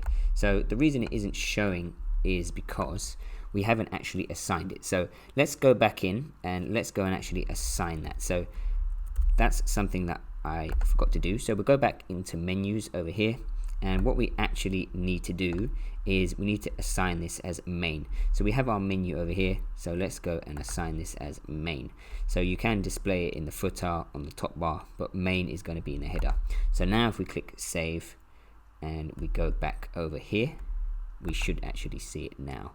So now you can see we have Buy Now, FAQ, and Contact Us. So what we can do firstly is let's go and add a link to this Contact Us over here. So hit edit with Elementor, and once Elementor loads, what we are actually going to do, we are going to go and add an anchor over here. So let's just go and type in our widgets area menu anchor, and we are just going to add this above our Contact Us section. So as a matter of fact, if we just drag it, and let's just drag it over here, so it brings us straight down to here. Now we are going to go and name this. So we're going to name this hashtag Contact Us. So let's just go and click on update. Now if we just go and add this hashtag Contact Us, it will work, and when we click this, it will just bring us down to the Contact Us. However, if we simply just add this to our menu like that, if we're on another page and somebody clicks on Contact Us, it won't bring us over to that page. So what we actually need to do is we need to grab this over here, so our actual store URL, and now we can just go and exit to dashboard, and we will actually go and add that to the Contact Us link so that it works on every single page. So now let's go back to menus. So let's just scroll down, we go to appearance, we go to menus, and now if we go to Contact Us, so let's just open this up. So just click on this little arrow and then go to URL. You're going to paste your link in, and then you're going to press hashtag Contact Us. Now personally, I think I'm going to make this caps just to keep consistency with the menu. So now we've got this hashtag Contact Us. So now if we save that, and let's go and actually test out that that works on all of our pages. So let's go back over to the front end of our store, and now from our home page, if we click on Contact Us, it brings us to the Contact Us form. So that's perfect. But now if we go over, let's say if we go to the FAQs page, so we're on the FAQs page now. Now if we click Contact Us again, and once again it brings us down to that Contact Us page, which is on our homepage. So that's working really perfectly. So that's excellent. So what we are going to do next, we are going to go and actually add our product to the buy now button over here. So let's go and just click on our product. Mine's in my menu. If yours is not in your, sorry, not in my menu, in my cart. If yours is not in your cart, then just go back to the back end and open it from the back end. So we will just do that just so I can show you how you can actually go and access your product. Hopefully by now you should know how to access it, but if you cannot, you can just go to products, all products, and then we can just go and actually just hover over this and just click on view. So now we have our product. So what we are going to do, we are going to copy this product URL, then we're going to head back to our dashboard over here, and then we'll go to menus. So we'll go appearance, menus, and now in the buy now section, just click on this arrow, we can go and paste that link in there. So now if we save that, and let's go back to the front end, and now if we click on buy now, it should bring us over to our product. So that's perfect. Now it's really good to have the buy now button in your header, because that means whatever page that they're on, they can go straight over to your product page. So now we have created our menus. That's really brilliant. Now just because we have that link copied, let's just go and add it to these buttons as well. So let's go and once again click on edit with Elementor, and from here we can go to our buy now button, and we can just paste that link in here, and then we can go and paste the link into this button as well, and we can also go and paste it into this button as well. So now all of our buy now buttons are linked to our product page. So that's brilliant. So let's just go and click on update. So next, let's go and actually just create our footer menus. So let's just go and click on view page this time, because we are actually just going to go and create our footer menus. So let's go back to our WordPress dashboard and create those two footer menus, and then we will add the menus to our footer. So we are going to go and we will scroll down, and we'll go to appearance, and we will go to menus over here, and then under the menu section we are going to go and we are going to go create new menu. So click on create new menu over here, and then this one we will just call, we'll call this one help. So we'll call that and just click on create menu, and then within the help menu we are going to go and add any pages that are going to help our customers. So we're going to add the FAQs, we're going to add shipping and delivery, we're going to add returns and refunds, and that's it. So we'll just add those 3 pages to our help menu. So now that those pages are on our menu, we can go and just change the order of them just by dragging this around. Doesn't really matter what order they go in. So now we can just go and click on save menu, and now we will just go and create another menu, which is going to be the about menu. So once again, just click on create new menu, and from here we are going to give this a menu name. So we'll just call this about, and we'll click on create menu, and then in here we can go and add in the about us, the terms of service, and the privacy policy, and then just click on add to menu. So now let's just drag this to the top, and we'll put the privacy policy in the middle, and let's just click on save menu. And now if we go back to the front end of our store, and now what we need to do is click on customize.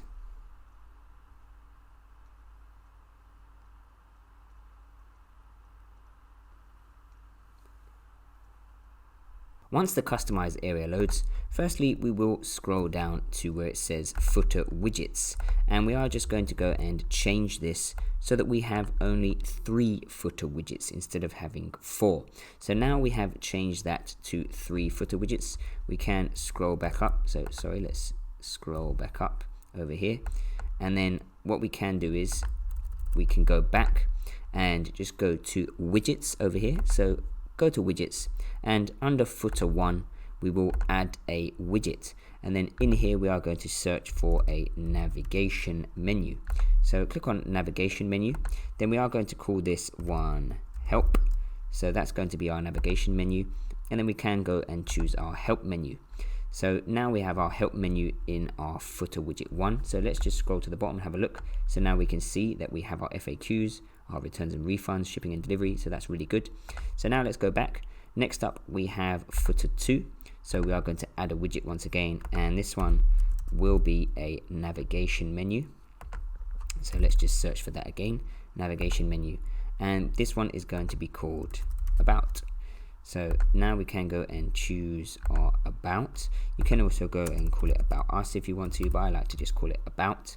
So now we have our About menu with our About Us, privacy policy and terms of service.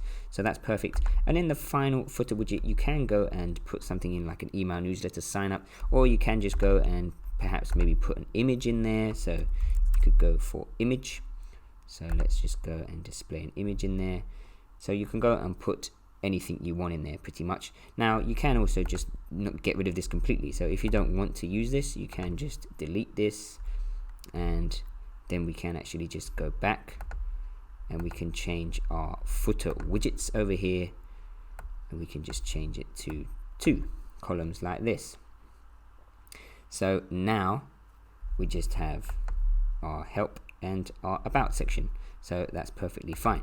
So now what we can do, we can just change this little bottom one over here. So where it says footer bottom, we can actually just go to a website like apple.com, and we can actually just go and get the copyright sign. So let's scroll down to the bottom of their site, and we can go and grab this little copyright C. So let's go and just copy that, and we'll head over to here, and we can just say copyright, and then just paste that little C in, and then you can put the name of your store, so something like that, just to make your store look a little bit more professional. So let's just go and publish that, and now we can click X on that, and let's just make sure that those menus are actually working. So we have our menus over here, and if we click on contact us, it brings us down, and then we have over here our returns and refunds. So let's go and click on that, and we can see that it brings us over to this page, or if we go to shipping and delivery, it brings us over to our shipping and delivery page where I've added that banner. So now we've set up all of our pages, our store is pretty much ready to go. It's looking really good. Now we will just go and add a few other little things to our store just to make it look a little bit better. And also we need to go and connect up our payment methods. So what we are going to do next, we are going to add some custom CSS to our store so that this buy now button just comes up fairly like an actual button instead of just a link like this. We also need to go and make our store fully optimized for mobile, so we will go and do that, and then we will go and connect the Stripe and PayPal payment gateways. So in order to make this buy now link over here into an actual button, the first thing that we have to do is actually assign it a class. So a class is basically something that this can be named when we are writing code. So in here, if we just go back to our WordPress dashboard,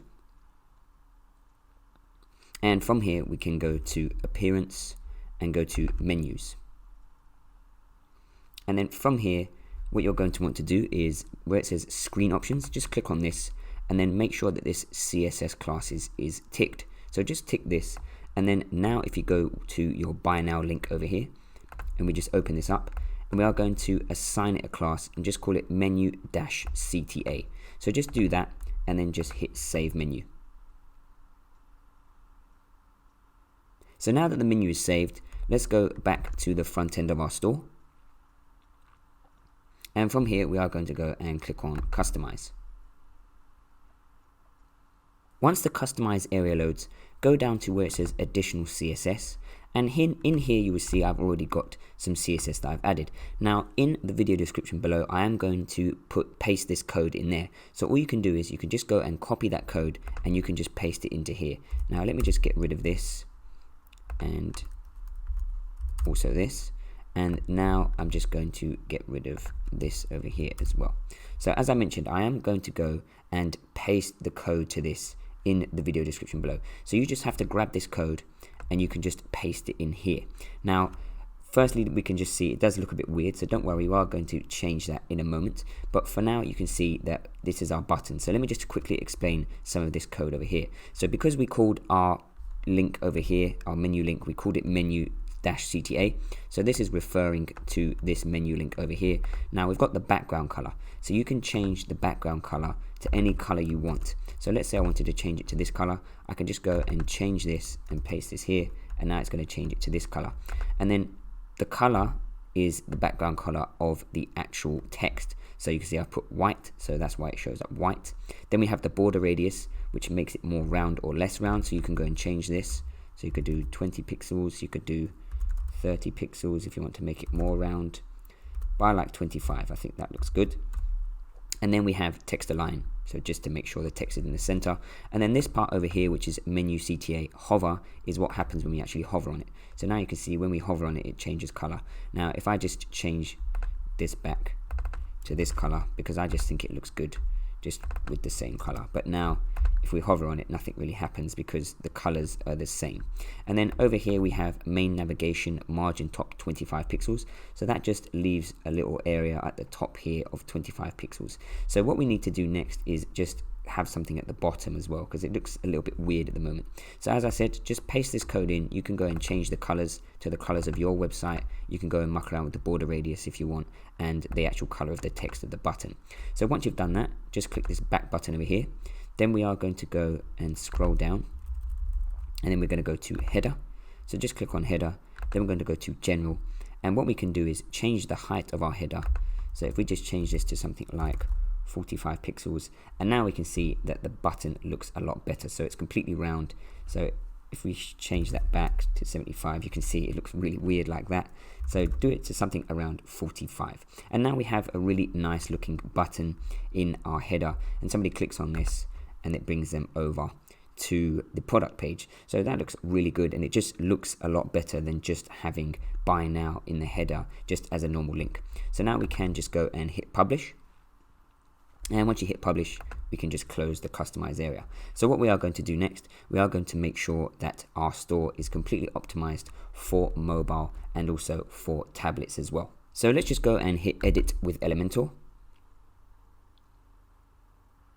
And once Elementor loads, if you go down here where it says responsive mode, and we can actually go and have a look at what our site looks like on a mobile and on a tablet. So firstly, let's just go and have a look at it on a tablet. So on a tablet, it doesn't look too bad, but we may need to change some of this area over here. So we can change that. And if we scroll down, once again, we have to change this one as well.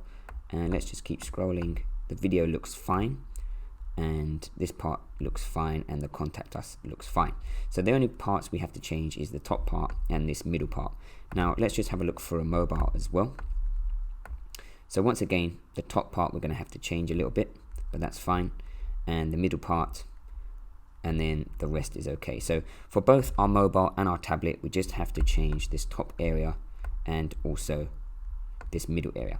Now it's really easy to do this. So firstly, what we can do is if we go to this section over here, we just right click this and we can click on duplicate. So now we should have two of these sections. So we can see we've got two. Now what we can actually do, let's duplicate it once more.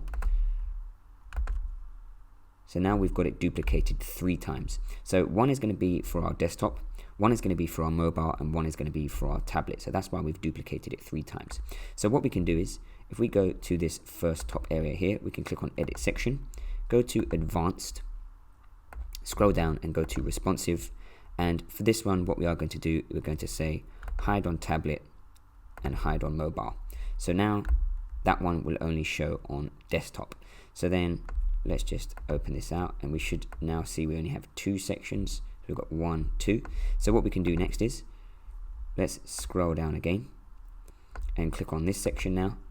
And what we are going to do is we're going to scroll down, go to responsive, and this one is going to be hide on desktop and hide on mobile.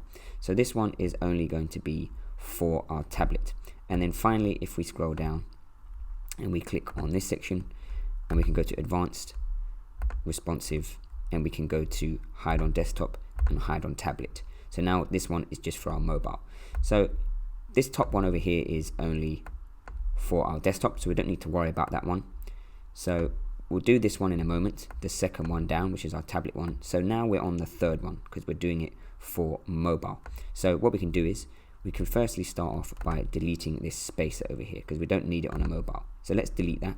Then let's go to our text over here, and we can actually go to align center. So now we've got it like that, and we can also do that for this one as well. So align center. Now we can leave the buy now and the watch video buttons, and that looks perfectly fine.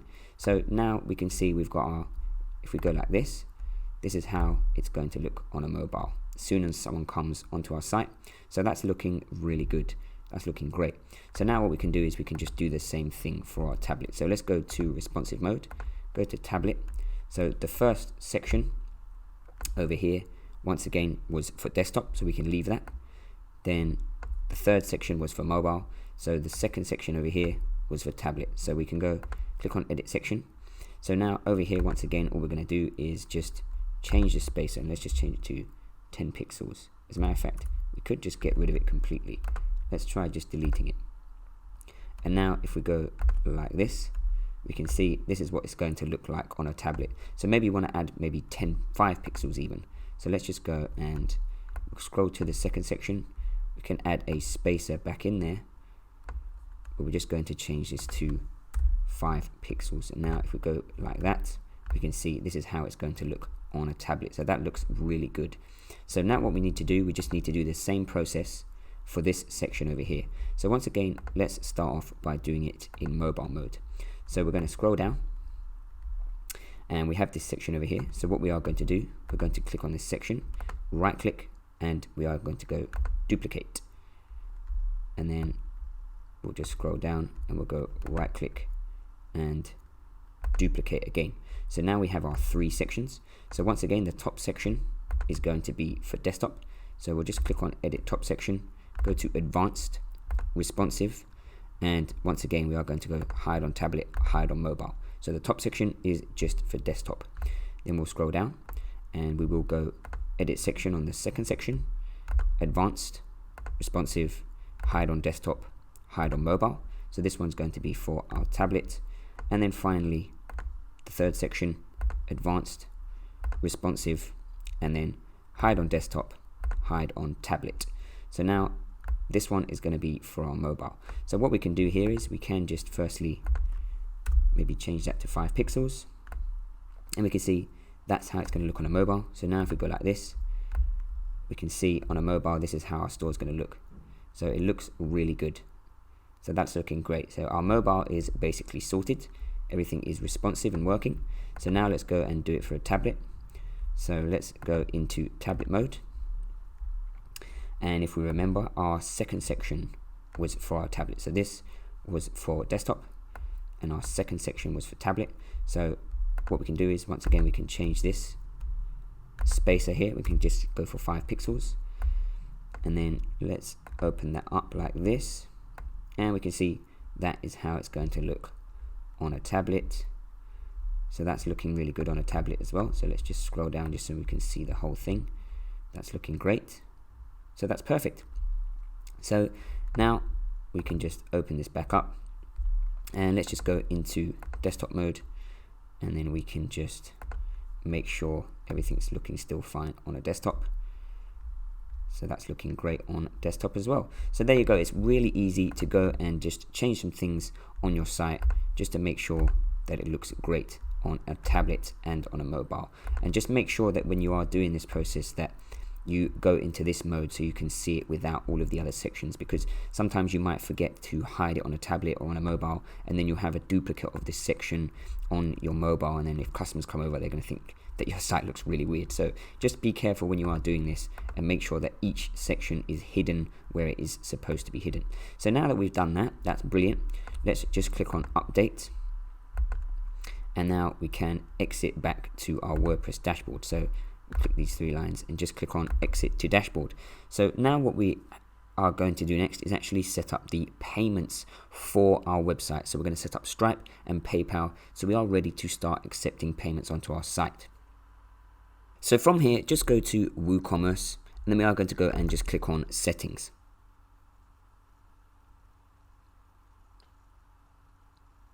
Once you click on WooCommerce settings, we can just go over to where it says payments. So just click on payments over here.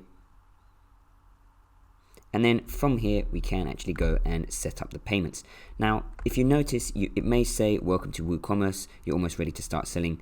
and we can just go and skip setup because we have actually gone through this. So just click on skip setup for that as well, because we did go through the WooCommerce setup in the beginning of the tutorial, but sometimes it just still shows up on your dashboard. Now later on we will just go and clean up our dashboard as well, but for now let's continue setting up the payment methods. So firstly, if we scroll down to payments, we will see PayPal checkout over here. So let's set this up to begin with. So let's just go and click on manage over here. And once you click on manage, once again, just scroll down. And we are going to go and click on set up or link an existing PayPal account. So just click on this.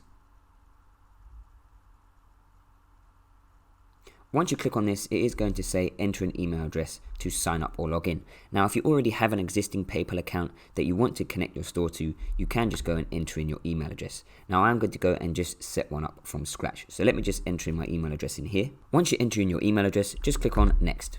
Once you click on next, it will bring you over to this page that says sign up for a business account. So you just need to go in and enter in a password, your name and your address, and then we can go and click on agree and continue. So I'm just going to go and enter in all of that. So once you enter in all of that information, we can just scroll down, make sure that you tick these two boxes here and just click on agree and continue. You will then be brought over to this page that says more about your business.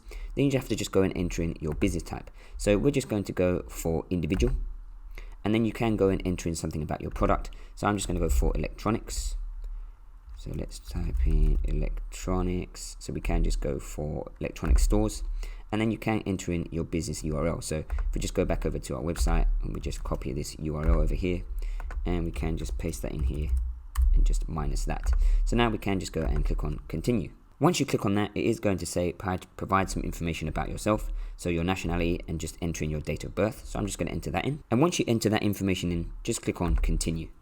You will then be brought over to this page that says thanks for signing up, confirm your email address and activate your account.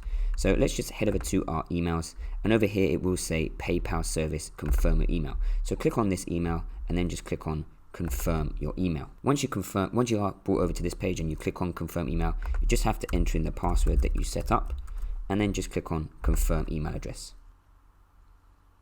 Once you click on that, you will be brought over to this page, and from here you can go and connect your bank account so that when people pay you through PayPal on your website, you can transfer that money into your bank account. Now, if you already have an existing PayPal account, you probably have your bank account connected to that PayPal account already, so you don't need to worry about this step. So once you have done this, you can go back over to the PayPal setup page and just click on go back to WooCommerce developers. Once you've done that, you will be brought over to this page that says you just authenticated PayPal. So that means PayPal is now set up on your site. So now what you can do is just click on that's my site, redirect me. You will then be redirected back to your WordPress dashboard, and now we have successfully set up our PayPal account so we can start accepting payments through PayPal on our website. So now if we scroll down, we will see this little blue arrow over here just saying that we have PayPal on our site. So that's really great. We now have PayPal set up on our site. So what we will do next is once again just click on payments over here. And once you click on payments, just scroll down and now you will see Stripe credit card. So now we are going to go on Stripe and just click on manage once again. We will then be brought over to this page. So just scroll down over here and then it's going to say Stripe account settings. So firstly, let's just click on this and then it will bring you over to this page over here. So if you already have a Stripe account, you can just go and type in your email and password and log into your Stripe account. If you don't have a Stripe account, what you are going to do is click on don't have an account. So just click on sign up. From here, you are going to go and enter in your email address, your full name and pick a password. And once you enter that information in, just scroll down and click on create your Stripe account. It will then ask you how do you want to get started with Stripe. Just click on skip for now. You will then be brought over to the Stripe dashboard, and from here we are going to have to get some information and add this into our WordPress dashboard to actually connect our Stripe account up to our website. So in order to do this, firstly what we have to do is actually activate our Stripe account. So let's head over to our emails and we should see confirm your Stripe email address. So just click on confirm email address, and once you click on this, it is going to prompt you to enter in your password. So just enter in your password and click on confirm your email. Once you do this, you will be brought back over to your Stripe dashboard and it will say your email address has been confirmed. So just click close on this now. So what we are going to do next, if we go over to our WordPress dashboard, we will just click where it says test mode and just click enable test mode and just untick this. So now we are into live mode.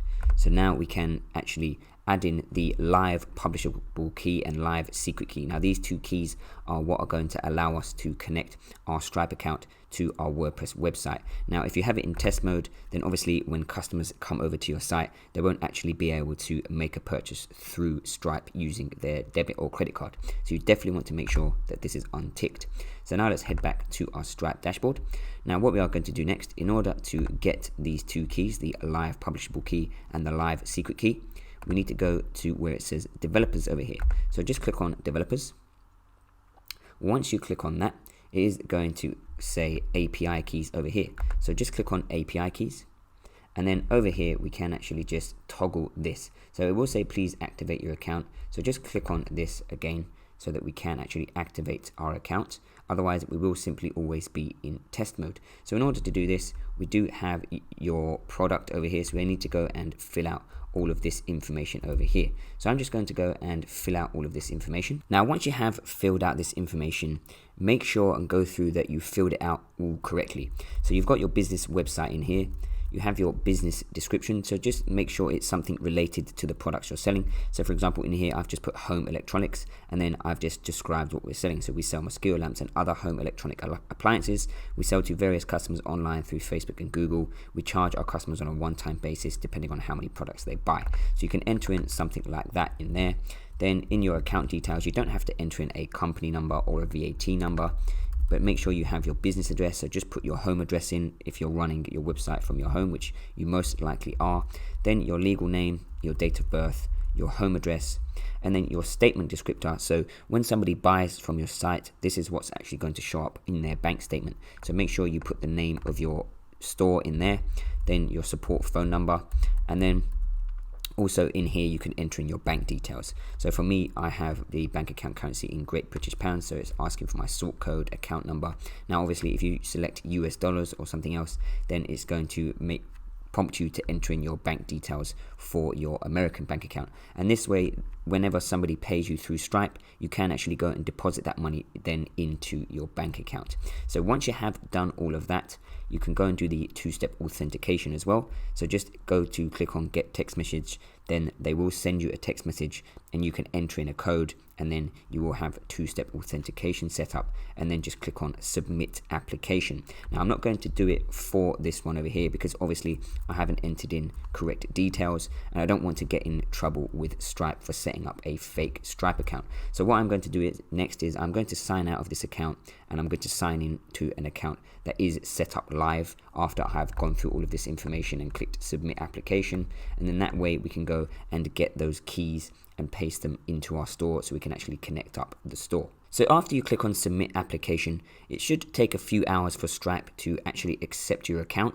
And then once you come into your account over here where the toggle is, yours will say view live data. So just toggle it and then you will be in live mode. Then once again, you can click on developers and click on API keys. And then from here, you can actually go and get 2 API keys to put into your WordPress store so you can actually connect up your store. So what you can do is, firstly, you will see a publishable key here. So just copy this, and then all you need to do is head over to your WordPress store and just paste in where it says live publishable key. Just paste that in there. Then all you need to do is, from your WordPress dashboard, once again, it will say secret key. Click on reveal live token, and then you just copy this, and then all you have to do is just paste in the live secret key in here. Once you have done that, you can just click on save changes, and that way, once you have done that, your Stripe account will be connected up to your WordPress store. So now that we have finally set up payments, our store is pretty much ready to go. And let's just go and have a look at how it looks. So it's looking really good. So let's just go and load it up. So it's looking perfect. We have a big buy now button over here. We have our FAQs area. We have the contact us. Then we can go and click on watch video. It brings us down to the video of our product. We also have a buy now button over here. And we have lots of information outlining the features and the benefits of our product. and the contact us over here. Now let me just show you some quick things that you are going to need to do. So when you are within WordPress, you will see updates quite often over here. So if you just click on this, and then every time you see this, just make sure that you make those updates. So what you can do is, if you just go select all, and then you can just click on update plugins, and that way that is just going to make sure that your website is always using the most up-to-date version of all of the plugins that are actually installed. Once plugins are updated, you should see that all of them say update successfully, and they just go green. So now you can see everything has been updated successfully. Now a few other things that I want to mention is within WooCommerce you can go and set up coupons. So if you just click on coupons over here, and you can go and set up a 10% discount or something like that. So you can go and share that with your customers and entice them to actually make a purchase. So you can go create your first coupon over here, and then you can just go and set this up. So for example, we could just go and call this sub 10, let's say, and then it will say 10% off your first order. And then we can go for discount type, and we can choose a percentage discount, and then we can just enter in 10, so that would be 10% off. Then we can say always allow free shipping, even though we have free shipping on our website. You can go and do it for a week. So let's say during Black Friday you wanted that week this coupon to be available, so you could just say it's going to be set up today, and the closing date is the 28th, so it's available for a week. You can also go to usage limits. So if you just go usage limit per coupon, if you put 1, that means only one person can ever use it. Now you can go usage limit per user, so that way only one person can actually use it. Then we have usage restrictions over here. So you could say you can only use this coupon if you spend $50, let's say, or something like that. And then you can go and change things in here, like excluding sales items, excluding specific products, even though we are only having one product on our store. So these parts here are probably not really too relevant. Now once you do that, you can just go and hit publish, and now that coupon will actually be live on your site. So now that's basically how you can set up coupons. Also, I recommend cleaning up your WordPress dashboard every now and then, because you will get loads of these types of things coming up, just prompting you with different stuff, and personally I just think it makes it look really messy. So if we just go and clean this up, so we can just click X on all of these, we can click no thanks on all of this stuff over here. So just go and actually clean that up. Now a couple of last things that I want to show you as well. I want to show you how to set up a professional email address for your site for completely free, so that way when people send you customer emails, customer service emails, they're going to send it to a professional email address, so one with the actual name of your store, instead of using a Gmail or an Outlook email address, which looks really unprofessional. And then I also just want to show you within Ezusy how we can actually fulfill orders when people make orders. So firstly, in order to set up a professional email address, head over to your SiteGround hosting, and you are going to go and click on go to cPanel. So go to my accounts and go to cPanel. Once the cPanel loads, we can actually scroll down until we see mail over here. Then we can go to email accounts, and from here we can go and actually set up an email account. So what you can do is you can just go in here and just type in contact, and for you it should just have your domain name over here. So I'm just going to go and choose my domain name. So now we have contact@ustad.store. Then just choose a password, and once you choose the password, you can go for mailbox quota. Now I think, I'm not 100% sure, but yes, it says over here. So we have 4,000 MB, so you can just go and put something like 1,000 in here, or if you want you can just go and use the whole 4,000.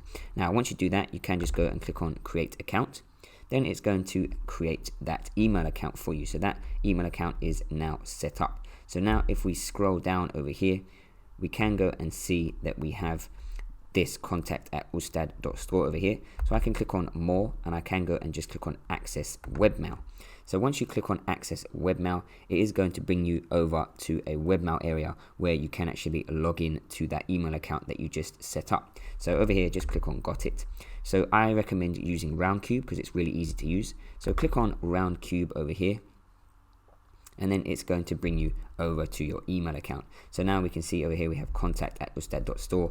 Now if anyone sends an email address to this email, then sends an email to this email address, it's going to come over here. So on your site, if we go back to your site, within the FAQs area, you can go, as I mentioned earlier in the tutorial, and just add your professional email address, contact at your store. And also what you can do is, if we go to contact and contact forms, and then from here, if we scroll down, we can go to contact form 1, so the one that we are using at the bottom of our page. And then if we just go to mail over here, and then it's going to send to. So what we can do is we can go contact at ustad.store. So now anytime somebody enters a message into the contact form and clicks send, it is going to go and send over to the email address that we just set up. So that is perfect. So what we're going to do next, I want to just show you how to actually fulfill an order. So I'm just going to go and create a test order within here. So in order to create a test order, you can go to WooCommerce, go to coupons. So let me just save this. Just click on save. So now we have our contact form saved. So in order to do a test order, as I was saying, go to WooCommerce, go to coupons, and what you can do is you can just create a 100% off coupon. So I'm just going to go and do that, and then I'm going to make a test order. Once I've made the test order, we will go over to the Ezusy dashboard and have a look at how we can actually fulfill that order. So as you can see, I have set up a 100% off discount code. So just go and set up a discount code, a coupon code with a percentage discount of 100. Then you can go and open up your store in another browser, and you can just go and add your product to the cart, and then we can just go and enter in that coupon code. So I'll just enter that in and just click on apply, and then we should see that they owe us 0 now. So now we can just go to proceed checkout, and because they don't owe us anything, we can just go and enter in some stuff. So just enter in some information. So let's just say John Smith, and we can just go and enter in an address. And once you have entered all of that information in, you can just go and click on place order. You will then obviously see on your store, thank you, the order has been received. So now that we know that that test order has actually been set up, what we can do is we can go back over here and then head to our Ezusy dashboard. And if you go over to orders, we can just click on orders over here and just refresh this within our Ezusy dashboard. And once we refresh this, we will see that we have the order in here. So now all you need to do is you have to authorize your login to AliExpress. So if you just click on this, and then it will ask you to log into your AliExpress account. Then once you are logged in, all you have to do is click on order now. And then that way it is just going to go and order the product for you. So it's going to go and enter in all of the customer's information into AliExpress, and then you just have to click confirm to actually fulfill that order with your bank account or using your card. And that is basically it. That's a really easy way. It does it for you. It's a really good tool to actually just automate the process and make it a bit quicker, because just by clicking on order now, it is going to go and fill out all of the customer information within AliExpress. Now that is basically it for the tutorial, guys, and look at the beautiful website we have made in today's tutorial. So now you should have a fully set up store ready to go and start advertising and actually start making some profit from your store. Now I hope you have enjoyed this video. I have tried to cover as much as I can. If you get any problems when setting up your store, just leave a comment